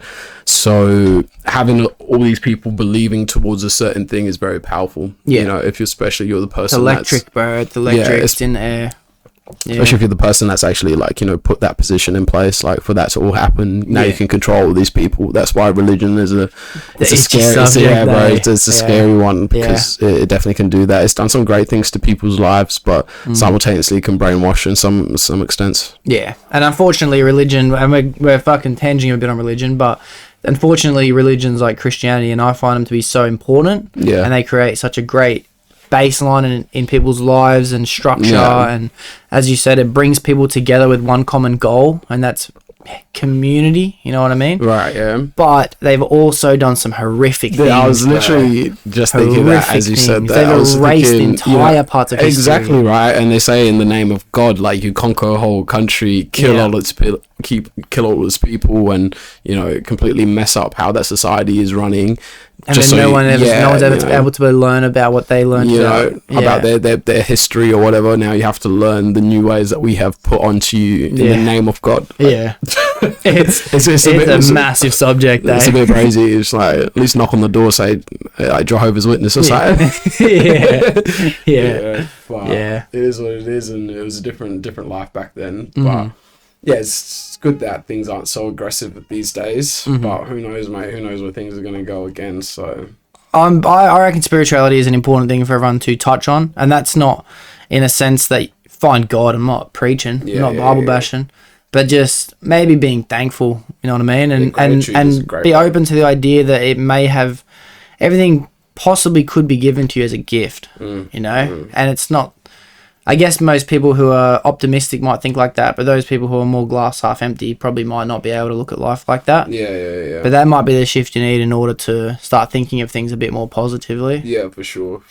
I think people just got to be a little bit more open-minded to things. I feel like a lot of the time, because there's so much hectic stuff that we see within, you know, Christianity or whatever that might go onto the media and trickle down, and so many opinions that talk about Christianity and God in a certain way that maybe atheists, people look up to those people and then they just believe what they say, and then they never really think twice for themselves, like for 30, 40 years. Like, honestly, like, some people have changes real late in their lives because they finally decided to, you know, get past the barrier of cognitive dissonance and actually consider, like, is what I've been believing all these years genuine, or you know, have I actually thought this myself, or did I just take on an opinion? I feel like being open-minded to certain ideas and then reflecting openly and not really going in with your own opinion would be good for some form of development. And you're right, it's like not everyone needs to find God or whatever, but Yeah, I feel like it takes you to a grounded state. I feel like everyone should ground themselves, definitely. And 100%. spirituality is a fantastic way to do it. And I think especially gratitude. You've said that word a couple of times, being thankful. That's my opening statement every day. I have my watch is sending me notifications to be mindful. That's what I've set it to. Yeah. And that's just for gratification. Yeah, I remember like I have phases. I'm very into journaling. And, when I'm in my seasons where I'm journaling a lot and I'm having periods when I wake up in the morning and saying what I'm grateful for, like I'm floating those days. I swear to God, I'm floating. Like I'm genuinely like so compassionate. I'm aware of how I'm making other people feel. It's a mental reset at the end of the day. Yeah, that's the thing though. Like I think that's the hard thing is like, we go back to again, like we're so distracted that we struggle. We think it's impossible to take that 10, 15 minutes a day at the start of the day maybe or whenever to just be quiet, not jump onto your phone straight away, just be quiet, list down some of the things you're grateful for, like obviously just like, you're thankful for your parents, if you're lucky enough to still have them, or you're thankful for your job, this, that, the fact that you're able to eat last night, the fact that you woke up this morning, puts you in this like, woke up is the best one, puts you in this whole different mindset the whole day, and you're like, you're almost walking around like you're a Buddhist or something. Yeah, I agree. I agree. Like, honestly, yeah. My day's always better when I started off with gratefulness. Yeah, I agree, man. I agree. And it end up putting you in a position where you want to actually be helpful to someone else. Yeah. I remember when I get into those seasons, all of a sudden I want to volunteer. I want to make someone else's life a little bit better. I want them to be grateful for something, as well. Yeah, I think so too. It's a great thing. I love spirituality. I'm glad we touched base on that for a bit. Yeah, for sure. Yeah, man. I'm glad we did. It's a topic that used to be very big back in the day. Like, I used to have a lot of those conversations, but I feel over the last few years, it's definitely slowed down a bit. I don't know if that's because people have so much in their lives going on at the moment, but yeah, it's definitely something that's toned down a fair bit. Yeah, and I think honestly, I genuinely feel it in me that someone listening actually needed to hear that. Yeah. I think that they needed to have a little bit more of an open awareness of gratitude and maybe coming from an outside source, and that doesn't mean it was the biblical version of God. Yeah. You know what I actually think, and I was going to steer off a little bit, but I'll stay on for a little bit longer. Go on. I think of words like Mother Nature, God, and the universe all being the same thing. I don't see any difference between Mother Nature. Like Mother Nature is in the sense that when some animals in Africa are like running low, like gazelle or whatever, the lions on the other half of the continent are going to start eating less gazelle. You know what I mean? There's no way for them to have possibly known that. And the same thing goes with flora as well. Yeah. Flora is plants, isn't it? Flora and fauna, yeah. Yeah, I think flora might be the plants and fauna's are animals. But the flora are able to stop absorbing so much nutrients, so then other parts of the forest are able to strive. Yeah, right. And everything balances itself out in a very natural way. And that's Mother Nature. I can't see Mother Nature and God being any different to the word the universe. No. You know what I mean? Yeah. Like, and then I could even say consciousness or subconsciousness can mean the exact same thing as God. Bro, I feel like a lot of the time, like, I notice it with myself, sometimes if I really do quiet in my mind, like, there's different aspects of the mind. There's different voices at play, like, to an extent. I'm not saying I got, like, voices or whatever, but I'm saying, like, or maybe I am, like, concepts like, you're not crazy. I know what you're saying. That, like, impulsive thought mind that's like constantly on the go. You should do this, you should do that. And then I have this super higher self intuitive that'll be like, perhaps, when you're like coming up with a solution to a problem that just like comes in play out of nowhere or whatever, and then you start doing something you maybe struggling on, where it's like, the mind has... Take a second to listen to yourself as well. You gotta take a second to listen to yourself and distinguish the different voices. Like, I listen to the bullshit voice trying to get me, back on my BS, like, out in the streets, this, that. And then there's this one that's actually leading me to a higher path, and distinguishing which one you're listening to. And no, to me, that's God, bro. And that's the same thing as Buddhism and Hinduism and all that come from within. But that same feeling can also come from external. Yeah, for sure. It's all the same, bro. It's crazy. It's crazy to me. It is all such a big, vast topic, and it's good to touch on for like 100%. It puts you in a kind of very thoughtful mindset. Or it's like, what can I do to, you're not trying to get everyone on board with spirituality, but you definitely, like, I would love to see on a bigger scale, people being aware. Yeah. Just like kind of like. And even talking about it. Yeah. And the way you said the voices that you're interpreting within yourself, I heard a fucking amazing quote once, and it was, "You're not the voice inside your head, you're merely the observer." Yeah, yeah. And you think of the voice in your head as if you're living with a roommate. Yeah. And the roommate is the one that's like, let's go out drinking tonight. Let's go to the pokies. Let's fucking smoke weed. Let's fucking break something. And you're just picking and choosing for when he says things like, maybe we should have some fruit for lunch today. Maybe we should do this. And you're an observer of the voice inside your own head. That was constant, you know. And then the higher self just like comes in sometimes. Yeah. You know what I mean? Yeah. He only comes in like when it's necessary. But the BS one will be there consistently. Yeah. You just gotta have a bit of a discipline and a bit of resistance to understand. I love how you said observer. That's it. Like observing your thoughts is so powerful sometimes, and it's been like right. Yeah. Because sometimes I literally hear myself think things I think, can't. What the fuck was that, bro? Yeah, that's dangerous. You know what I mean, mate? Yeah. We call it intrusive thoughts, isn't it? Yeah. Consistently. It's like, fuck. And you're like, bro, what the fuck was that? Yeah, you know what I mean? Like, kind of like. When I used to sesh with the boys sometimes and I'd have those moments, I'd say, who the fuck just did that? Who the fuck just gave me that? Yeah, 100%, right? Yeah. It was crazy. All right. We've steered on spirituality, but I have loved it. But there's other stuff I do want to touch base on you with. And that's, you've moved around a bit. Yeah. And give me and everyone listening a recap of like where you've lived so far. I was born in Zimbabwe. So it's like southern part of Africa. I mean, just above South Africa.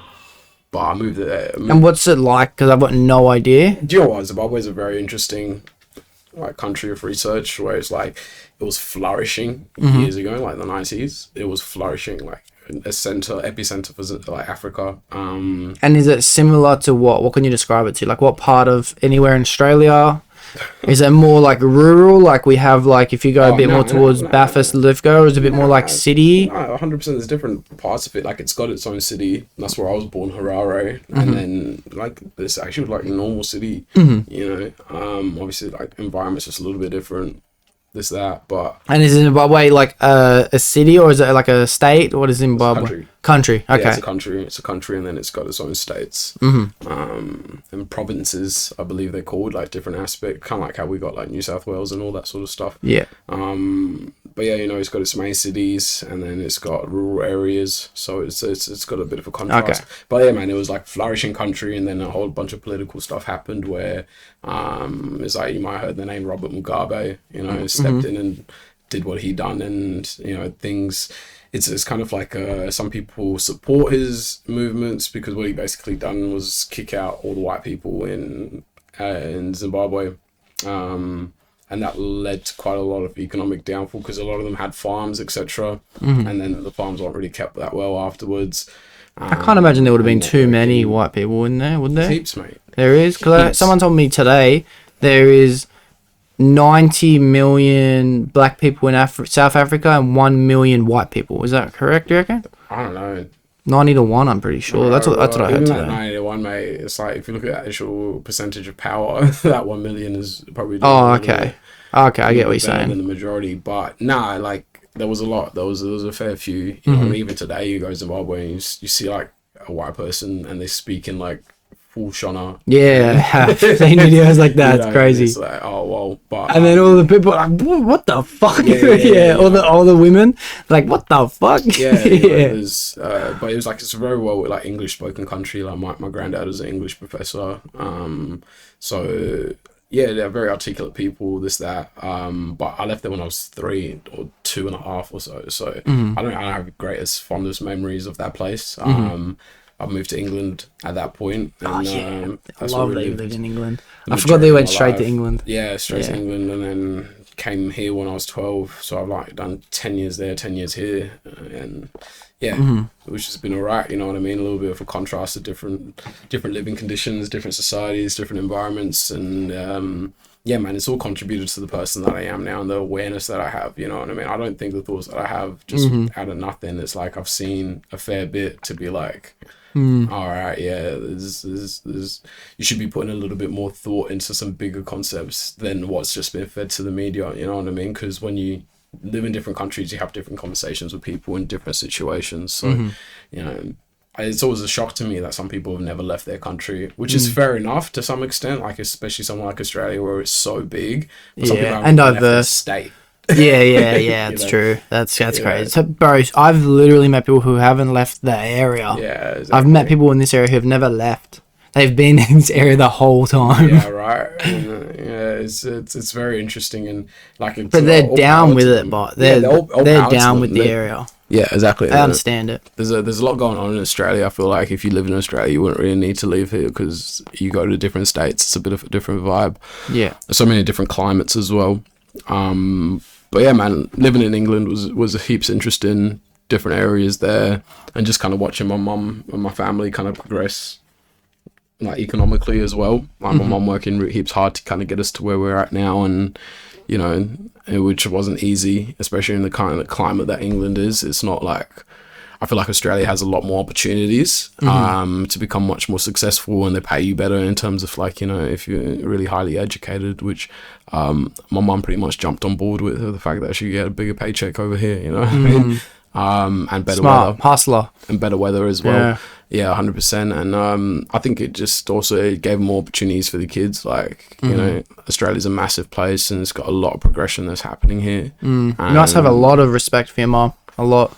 Yeah, 100%. Man. Yeah, strong woman, strong, very forward. She's been forward thinking for most of her life then, wasn't she? That's it, man. Like, she's always had a goal in mind and she's kind of attained it, you know what I mean? And still going at other goals. So I don't think she'll ever be fully content. You know? That's good. Yeah, that's 100%. a good thing in my It's a opinion. good thing to look up to and have around because, you know, you see where you get your own drive from. And, you know, having my granddad around as well, who's my mum's dad, you know, you see where she got it from as well, you know, and just like a lot of rational thinking. Yeah. And, it has its good bits and its bad bits, but, you know, a lot of the good bits you take on board. And, yeah, I found it very useful in my own life. Yeah, that's awesome. And when you came to Australia, you lived in South Australia and Sydney? Adelaide Anywhere firstly. else? Adelaide firstly, and then Sydney. Now I haven't lived in any other states. Popped into others like in and out, which is always good to do and just like see what's going on. I love Melbourne. Melbourne? I think it's Melbourne's okay. good hustle and bustle. I think it's okay. Yeah, I'm not a big fan of Melbourne. Yeah, it depends kind of like I'm going in a couple of weeks, what you want. Yeah. yeah. Is that just recreational? No, I've got I've lined up 4 podcasts. I'm definitely doing 3 of them. I haven't decided whether I'm going to do the 4th one yet. Yeah, nice branching out. Yeah. It's necessary networking with other people, and I feel like that's what Melbourne's heaps good for. That's actually why I like it so much, is because everyone's so like open-minded and on the go, especially for creative stuff. That's why I like it so much. I feel like it's very progressive. That's the word. Yeah. Yeah, man, it's like a lot of young progressive people, like young successful progressive people, young professional people, you know what I mean, trying to, you know, people, it's just very common that, especially with creatives, like they be creative, but it's not got that professionalism to it. Yeah. I feel like in Melbourne, like they've got that good balance of that over there. That makes sense. A lot of the creators I actually do look at are in Melbourne, yeah. Yeah. Australian ones. Yeah, they got just good mindset, and I feel like it's very supportive of each other as a city. Where some cities maybe aren't so much, but I feel like it is all heading towards that direction, that everyone is becoming more, you know, supportive, that you can accomplish some things. Like Australia, let's not lie to ourselves, has always been a little bit slow to certain things. You know, it's not like on the forefront of stuff, but people are catching on now and thinking bigger, which I like. You know what I mean? Like now, I'm from Adelaide, mate, and back when I first got there, it was literally like a big country town to an extent. And you see what it's like now. It's so crazy how much people have like self-developed as well. Like, all right, like I'm going to aim for higher and try to do bigger things, where if I said some of my goals back then, people would look at me sideways like, how you going to do that? You know what I mean? And but that's kind of one of the things that drew me back to Sydney, just because of how fast-paced it is. And, you know, like how everyone is on the go. I like that about it, but I also don't like that about it. So it's like, if it comes to settling and like raising a family, I think Adelaide's fantastic for that. Get into the bag, like Sydney, Melbourne, and that's kind of like why I'm here at this age, you know what I mean? Just like suitable for me at this moment. That's cool. Now when you left us in Sydney to go back to South Australia for a bit, what'd you get up to in that time? Because I know you did some interesting stuff, but I've never actually personally talked to you about it. Oh, I did some interesting stuff just before I left. Yeah. Not the best stuff, but like I went to Adelaide just to kind of like new chapter, start a little bit fresh after some of the shenanigans that I was getting up to in Sydney. And yeah, man, it was good. First probably 6 months, I was just kind of composing myself, you know what I mean? Just kind of rehabilitating myself, you know what I mean? Kind of getting myself back into a flow, momentum. And then once I gained that and kind of like, it was moving at a good pace, I just took a leap to open up a business, you know? And one of the best things I've ever done, one of the best experiences I ever done, because it's just like, we were talking about it, having ideas and then not really coming up with anything really to show for it. And I get sick of that, So this is something I thought was actually fathomable, and it was, I created something from just a thought into a whole live action revenue building, machine, which was real cool. Yeah, that's awesome, bro. So this business you started, what was it? Like I said, everyone knows. So it's a restaurant called Soul Centric. So it was like, Southern American cuisine where you're talking about like waffles and fried chicken, Philly steaks, it was a bit, it's like things that you just didn't see too often in Australia, things you heard of, but you don't see it always around. So I just found like there was a little bit of a hole in the market for it. Just kind of working in the area. I was already working as an operations manager at a restaurant. So I was understanding kind of like what's going on in that space, even with competitors, getting onto Uber Eats, seeing what's available there, and then just trying to see where you can slip in and be, attractive to people, and definitely succeeded in that aspect. Obviously, the only thing that really kind of messed me up was COVID at that time. But during that period, it was open, mate. Just learned so much, being so young, doing something like that in such a busy strip. It was the main strip in like Adelaide, like near the beach, called Glenelg. And, it would have been very interesting for people walking past seeing this like young black kid, doing what he's doing. Yeah, that's cool. that. That's cool. And so how did you start it? What was the first things you were trying to tackle? Yeah, first things was like I was working in the industry for that time, where I was just like getting myself back on my feet. Like I had the option to go back to solar, but then I was like, I don't really want the mental strain at this stage, you know what I mean? So I got into hospitality, and mate, like I learned really quickly kind of just like how all of that functions, you know what I mean, from top to bottom, back of house, front of house, operations, all of that. So I figured out it was just manageable, and I've always had a little bit of a passion for food, always been able to whip up quite well. So I just thought about, I could do this. I know I could do this. Yeah.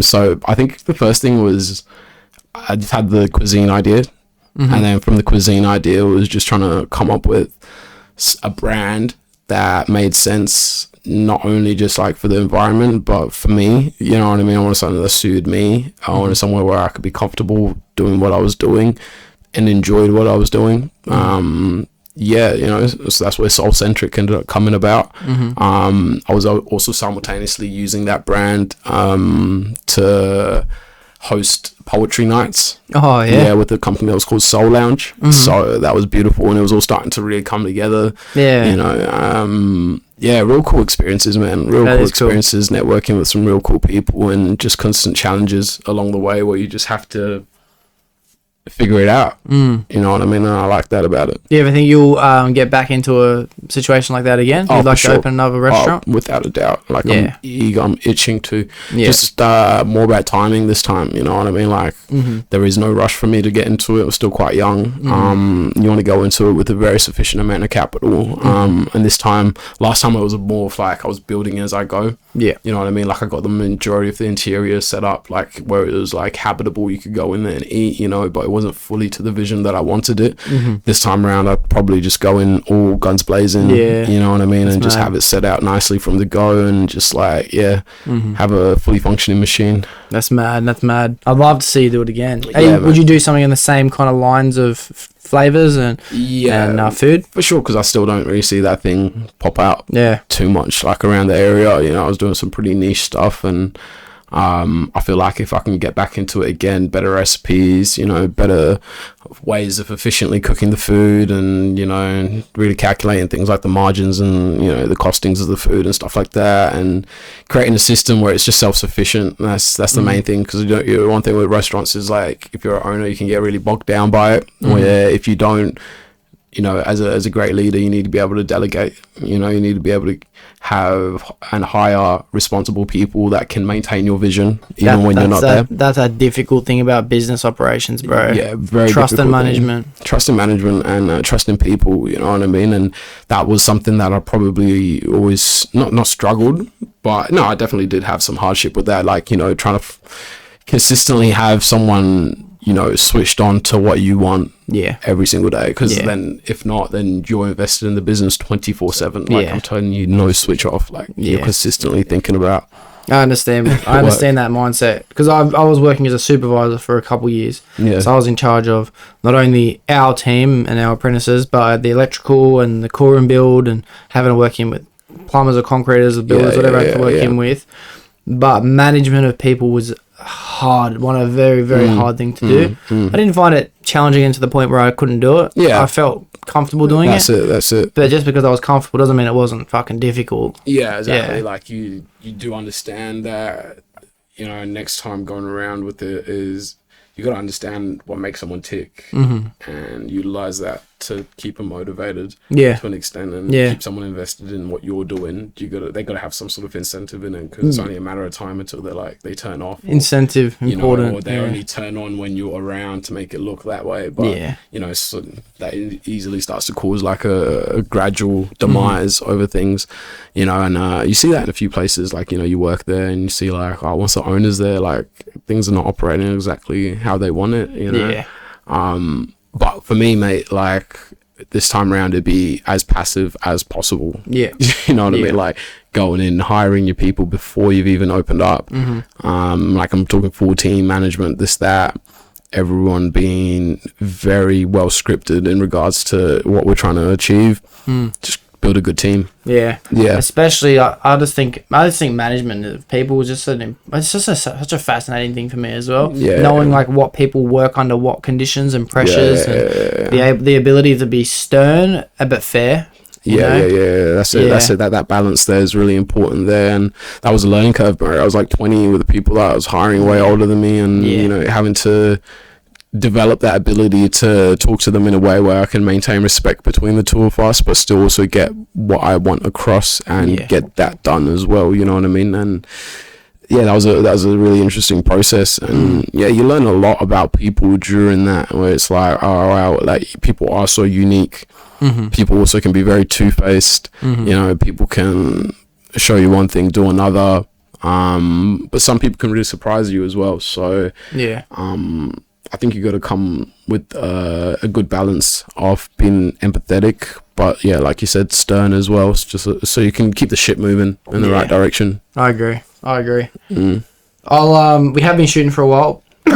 Sorry. We have been shooting for a while, but I don't want to wrap it up just yet. Sorry if I'm holding you up. No rush, bro. No rush. I'll ask you a couple questions, and I want to go through an app. Would you rather? I was curious, where do you see yourself in, say, the next 5 to 10 years? 5 to 10 years? Yeah, man, that's a good question. 5 to 10 years. You know, it's funny because I've actually stopped myself thinking this far ahead. Okay.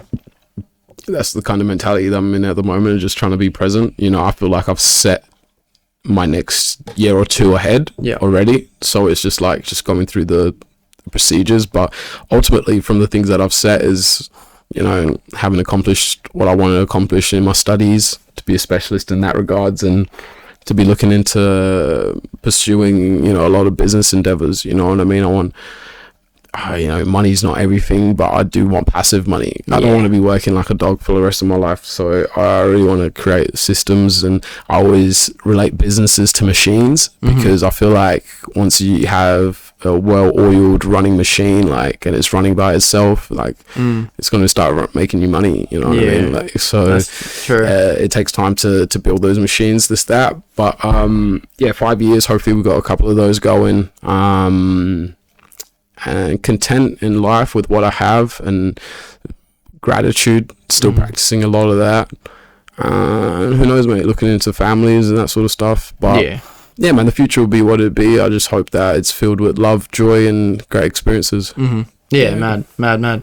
I was just seeing my notes just here. I had one more question I wanted to ask you relating to what we were talking about before. Yeah. And that's the moving around so much. Yeah. Zimbabwe, England, South Australia, back to Sydney, back to South Australia, back to Sydney. Yeah. And, you know, obviously dribbling out, and you move around a bit. You do traveling, you go visit other states and stuff like that. Yeah. Is there anywhere that you've felt at home yet? Like, what would you refer to as home? Concept of home is major. It's a big one.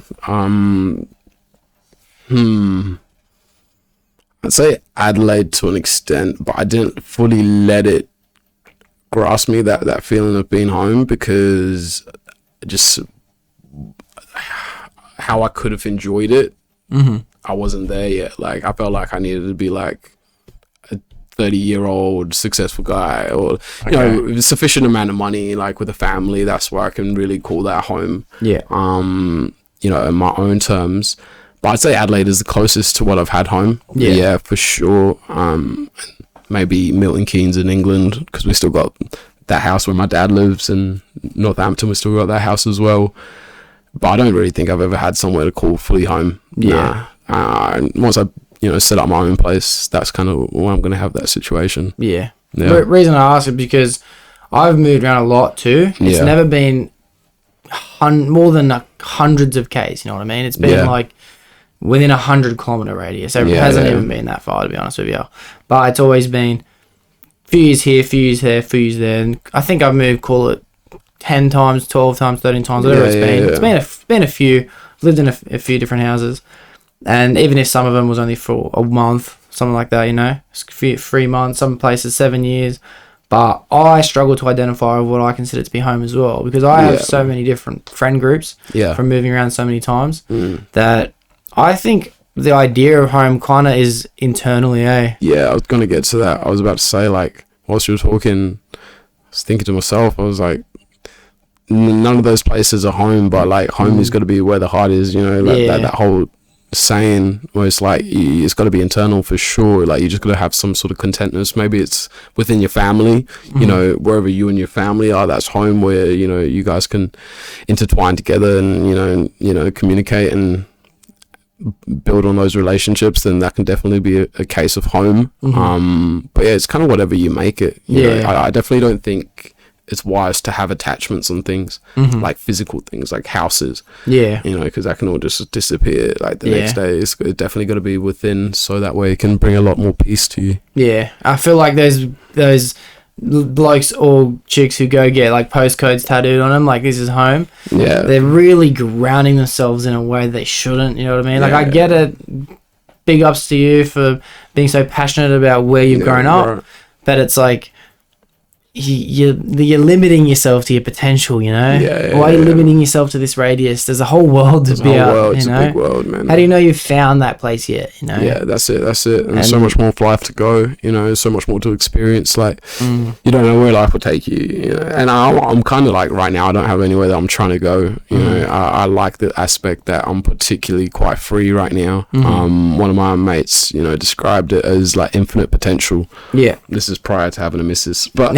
But like, once you know, if you're a single man, you're out there, you know, you're working, you got a bit of money behind you or whatever, and it's just like, you do to some extent have infinite potential. You can truly become whatever you want to become. You can go wherever you want to go, and do whatever you want to do, and, you know, create whatever you want to create. Infinite potential. You know, once you start having things like kids and you start building up on responsibilities, it does slow that down, and you can't quite say that you have infinite potential anymore. But definitely, even, you know, with a partner, I can still say that I've got a lot of potential. You know, infinite potential, because likewise, she's open-minded to traveling around and seeing other places and going with the wind a little bit. And at this age, for sure. Because I gotta be honest, it breaks my heart a little bit, because you're a brother to me. Yeah. But I don't see you as being finished your journey of exploration. You know what I mean? Yeah. Like. And I don't want this to come across in a negative way, because I know the word used to mean something else, but I see you as like a gypsy.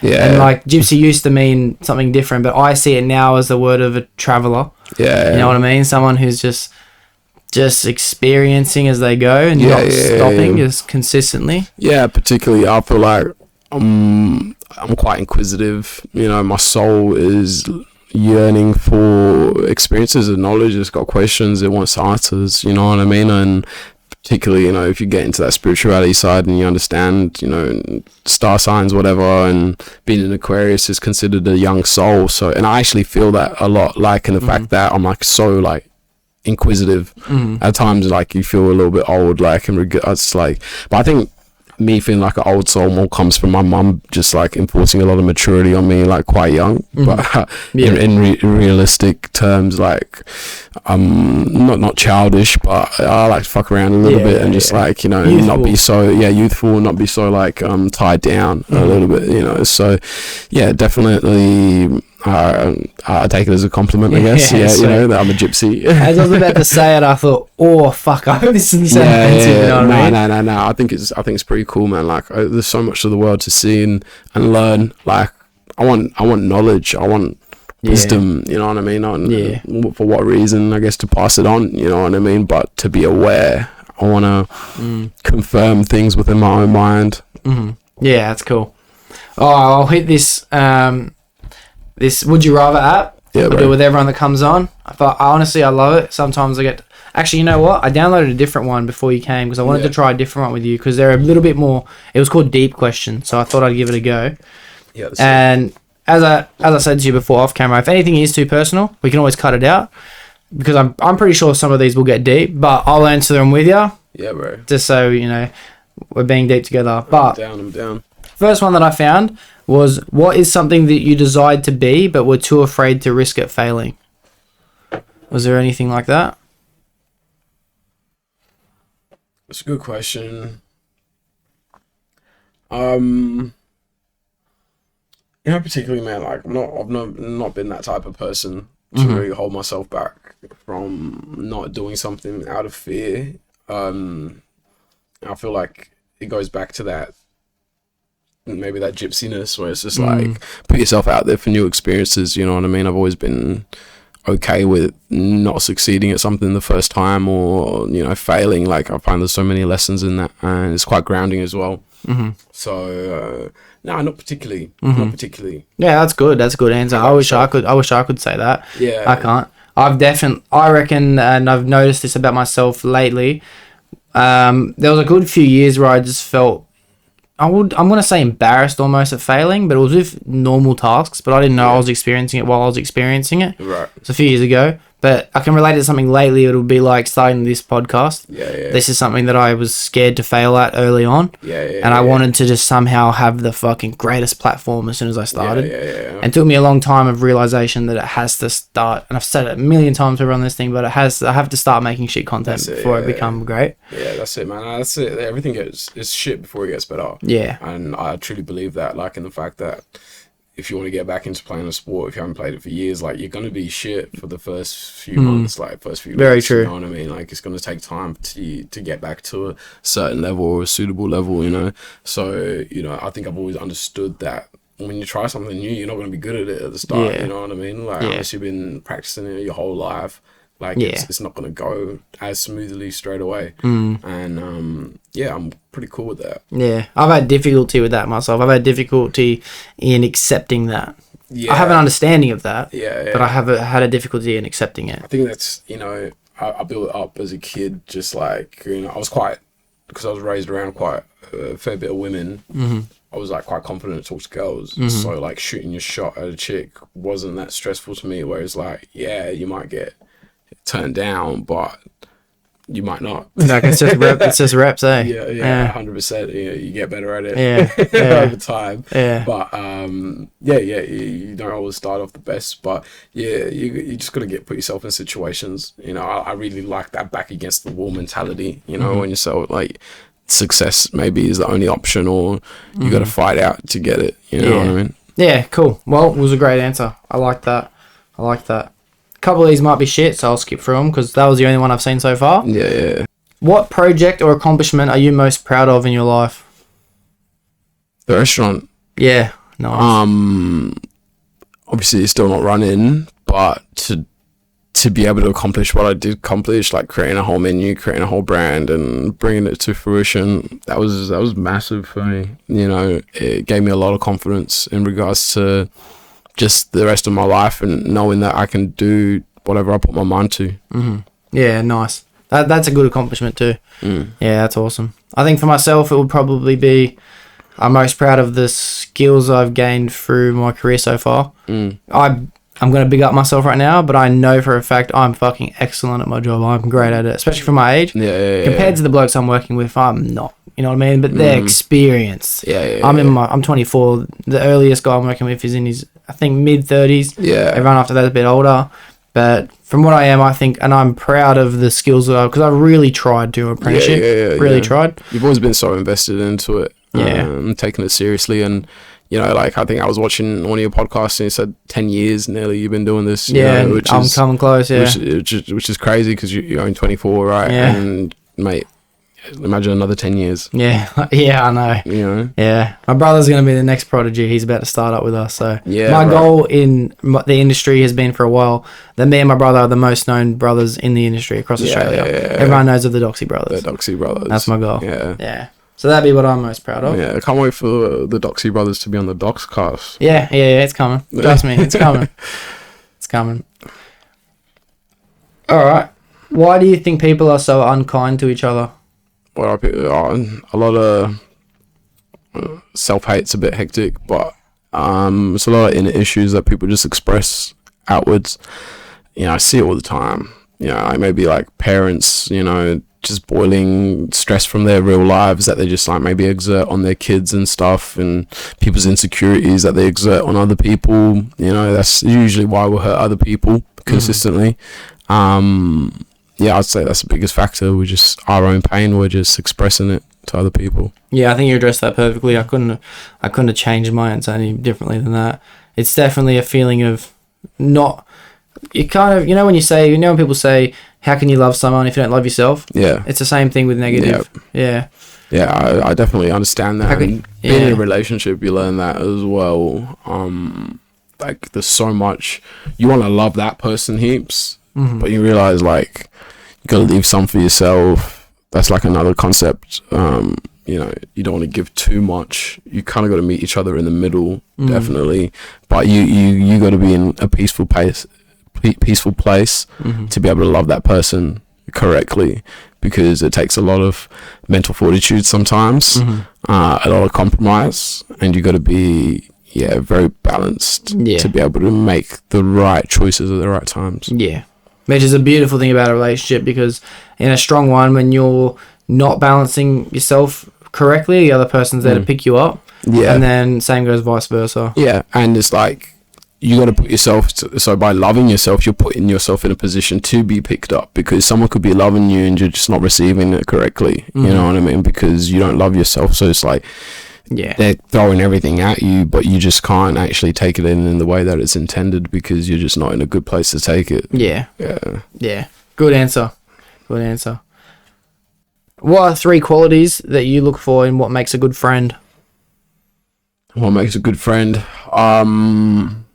I like a forward-thinking friend, trustworthy friend.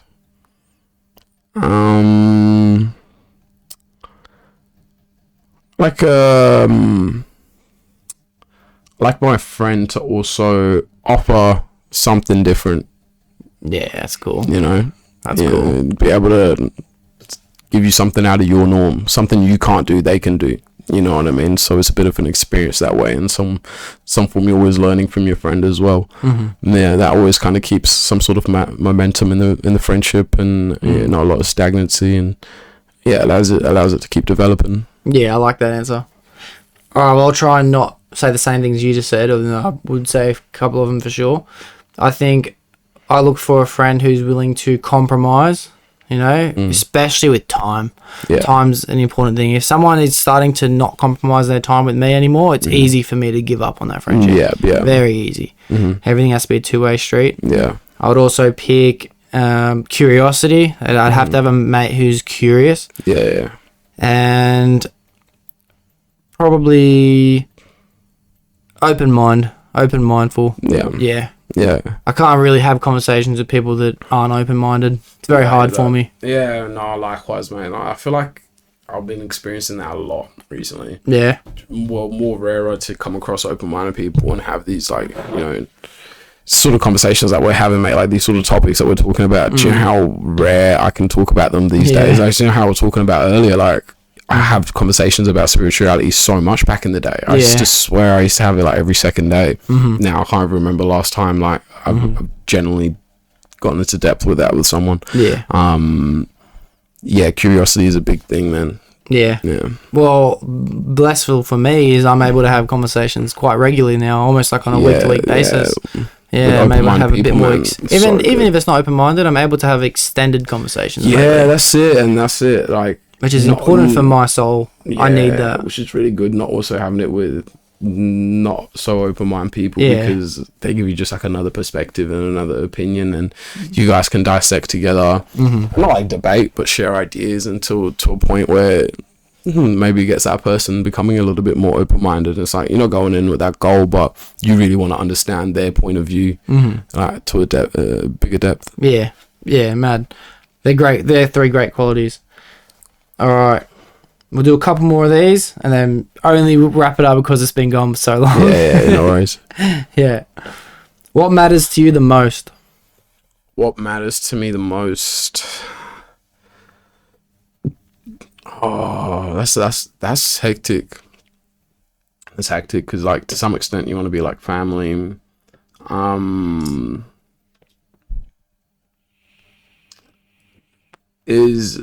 One thing is not letting the people down around me that invest in me. Like, that sucks because how rare it is to have people like genuinely have good intentions for you, and then like letting those people down. That sucks. So I always try to do the best by people, you know what I mean, and be transparent with people that are doing a lot for me as well. So that matters. And yeah, man, that's such a big question. It is a massive question. That is a big, like, what is most important to me? I feel like I struggle to put my finger on just one thing, but being a good person, just trying not to do too much fuck shit, eh? Yeah, that's a good one. I think I know what's most important to me, personally, obviously. Like, it's a way bigger thing when you're trying to involve other people as well, you know. But for me, the most important thing is pride. And pride is in a sense of proudfulness. Accomplishments, you know, things like that. Being proud is the most important thing to me. I need to constantly have something that I'm proud of.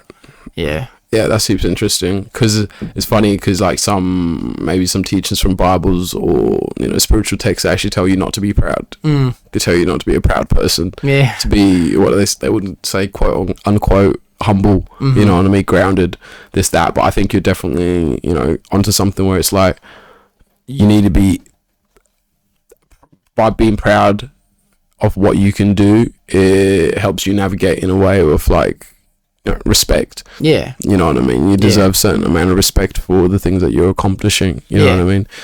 In a way, I think of it as, it's like proud of what I'm doing, you know? Like, no, like if I know I'm on the right track, if I'm proud of it, you know what I mean? Exactly. And I don't think there's too much in that. I think that when, you know, the spiritual texts talk about it, they're more talking about people that are like putting in other people's faces, like ego. You know, in that context. I'm able to separate ego from pride. 100%. Which is important. I don't give a fuck if other people have pride in me. I do. That's a lie. I do, but that's not my concern. That's their concern. My concern is how I'm feeling by myself. Exactly. And I think that's good. It's like a driving factor for you to get shit done, basically. But that's a fucking big question, eh? That's a massive one.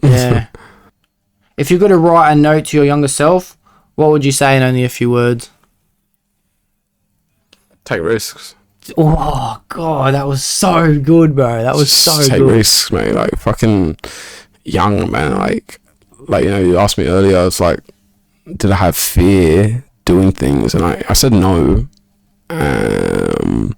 But I just don't think I was that audacious when I was young. Well, I think, like, I should have put myself out in a lot more situations now, you know, and just taking risks to experiment a lot more and find out a little bit more. I've done a fair bit, but I think when you're young, it's like you can make as many mistakes as you want, and like there's less consequences. But the older you get, obviously that changes, you know. So yeah, if I was younger, I'd just take more risks. Yeah, that's cool. I love that. That was so good. You said that so quickly.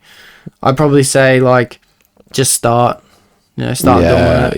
Yeah, similar thing. Yeah. I don't mean like take risks like on the ends and the streets and that. I know what you mean. I know what you mean. Trust me, I know what you mean. Like literally what you say. Yeah, just start up stuff and see where you can take it. And if you fail, you fail, and just keep moving. You know what I mean? Like I developed that mentality that, like, obviously a little bit later in my life. But if I had that a little bit earlier, I feel like I'd be in a real good solid position with a lot more information younger. Yeah. Yeah, mad. Beautiful answer. All right, we'll do one more. Oh, I do like this one. What do you think it... Nah, I can't. No, fuck it. I don't want that to be the last question. It's a bit too dark. All right, the final question. Do you love yourself? I've got a bit more to go in that case. Yeah, I feel like I'm still on a bit of a journey with that one. I definitely do love myself, but definitely further for me to go with that. Yeah. But do you think that would help you love yourself more? The where you're trying to be when you get there, is that going to help you love yourself more? Yeah, like I don't mean like physically like attaining certain things. I just think like I'm still on the journey of like consistency with spirituality. I feel like that brings a lot of self-love, like practicing the things like gratitude a little bit more consistently, just being more consistent with those sort of things, like like they come and go in like seasons, and I want to be a little bit more consistent with that, so it becomes a way of life.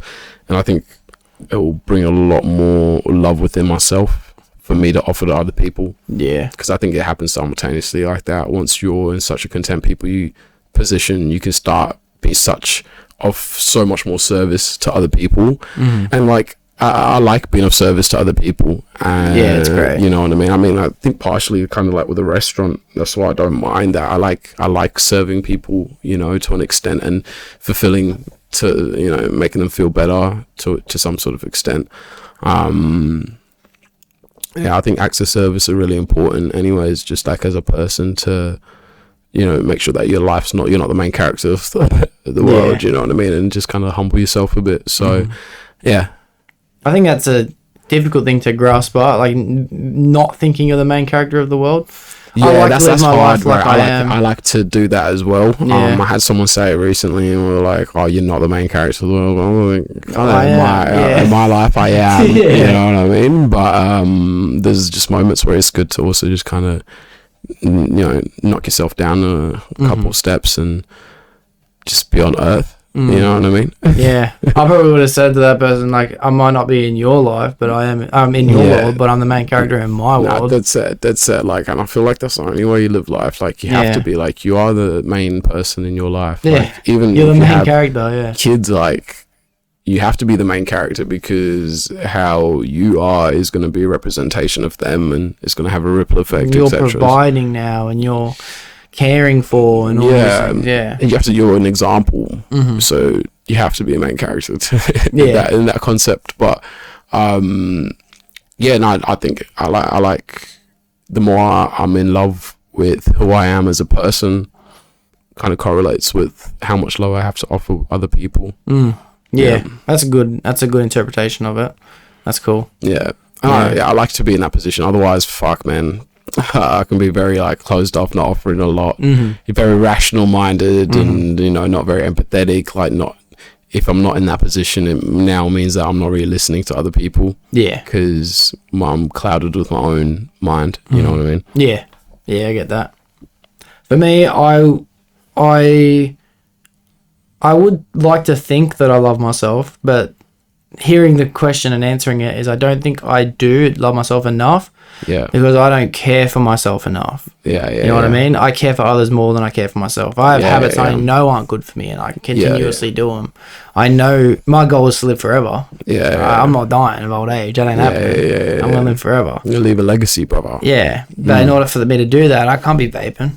I can't be digesting all this shit that I'm eating. I can't not be meditating and exercising to my full potential. That's it, man. That's it. So do I really love myself? I think I can love myself more. And I guess, I don't know if that's unhealthy, that we're both kind of similar in that way, that if we're consistently doing those things, then we regard ourselves as loving ourselves. But I feel like you're servicing yourself, you know, you're doing acts of service for yourself, and, you know, by doing those things. So like, how would you not love yourself? Because you're doing so much for yourself. Like you start to not love yourself when you're not doing those things for yourself. You know what I mean? So you do come first in a lot of situations. Because, like, if you're not right, you can't help anyone, man. You can't help anyone. Yeah. Well, I think I have a similar answer to you when I think about it. I think that we both do love ourselves, but we know we can be doing more in order to love ourselves more. Yeah, exactly. And mine's more of a physical, healthy interpretation. Yours is more of a spiritual interpretation. Yeah, I think it's simultaneous. I'm in a spiritually good place. Speaking of, I need to have a hit of this vape. I'm in a spiritually good place when I'm feeling fit. I'm doing, like what you said, meditation and practicing gratitude. I have so much love in myself. Yeah, mad. Unfortunately, Kelvin, I'm going to have to hit you with my final question. Yeah, mate. I would love to keep going, but it just means we're going to have room to do another episode. Yeah, that's it. All right, I could literally yarn with you fucking forever, I reckon. But my final question is something that I do ask everyone, and that's, what piece of advice would you give to someone who's a bit younger, who just feels a little bit depressed because they're feeling lost? Yeah, I'd say quieten your mind. I'd say observe your thoughts, see what you're coming up with, and realize that you can actually take action on your life. You know, that change might not be quick but if you make steps day by day, something will eventually evolve to being much better. So persistence is really important, and keeping a positive attitude. Yeah, that's good. That's a great answer, because you're giving a good breakdown as to what they can do to get out of it, and even steps as well, you know. Persistence and keeping a positive mind is a good way to move past it, you know. I would say keep active. I feel like always try find something to do every day. Go out, you know, just make sure you're being active, because when if you're not moving forward, you're dying. If you're not moving forward, you're going backwards. That's true. What I mean? That's like the simplest thing. So you got to always just try to be 1% better every day. Yeah. Well, Kel, thank you very much for coming over. Thank you for staying so late. Thank you for having me. I've definitely enjoyed having your company here. And for everyone listening, thank you again for making it through to the end of the episode. I wouldn't be doing it if you guys weren't listening. Yeah. Sweet as. All right. Beautiful, brother. Cheers, bro. Love it. Shawty catch a vibe, yeah, I had to put her on. Bought a two-seater, yeah, we heading for the sun. Shawty got my high, I ain't tripping for the funds. Yeah, I won't start, I ain't tripping, I'm a stunt. Oh, living lively, everybody. I ain't never stressed about a fit, I'm a hype it. Want more friends, there's a problem. I be living like a king since I hopped in. Yeah, my foot is in the bins, yeah, I'm riding with a gang. Yeah, I hit a hot lick, I'm the top shit. Bought a two-seater, it's a Beamer, more than 100 racks. BB's Aquafina, I be iced, I don't ever cap. First name deal, I got my back, yeah, we automatic. Ice cream reefer, hold it up, yeah, we feeling gas. Driving with a Tavo, going 100, running flow with her. Riding with my shawty, yeah, I knew I had to flow with her. Looking like a bottle, shawty bad, yeah, she know what's up. Looking at the stars, I don't fuck it up. Shawty catch a vibe, yeah, I had to put her on. Bought a two-seater, yeah, we heading for the sun. Shawty got my high, I ain't tripping for the funds. Yeah, I won't start, I ain't tripping, I'm a stunt. Living lively. Everybody tryna ride my wave, they can ride me. Pull up in a foreign to the curb, looking icy. I ain't never stressed about a fit, I'm on hype beat.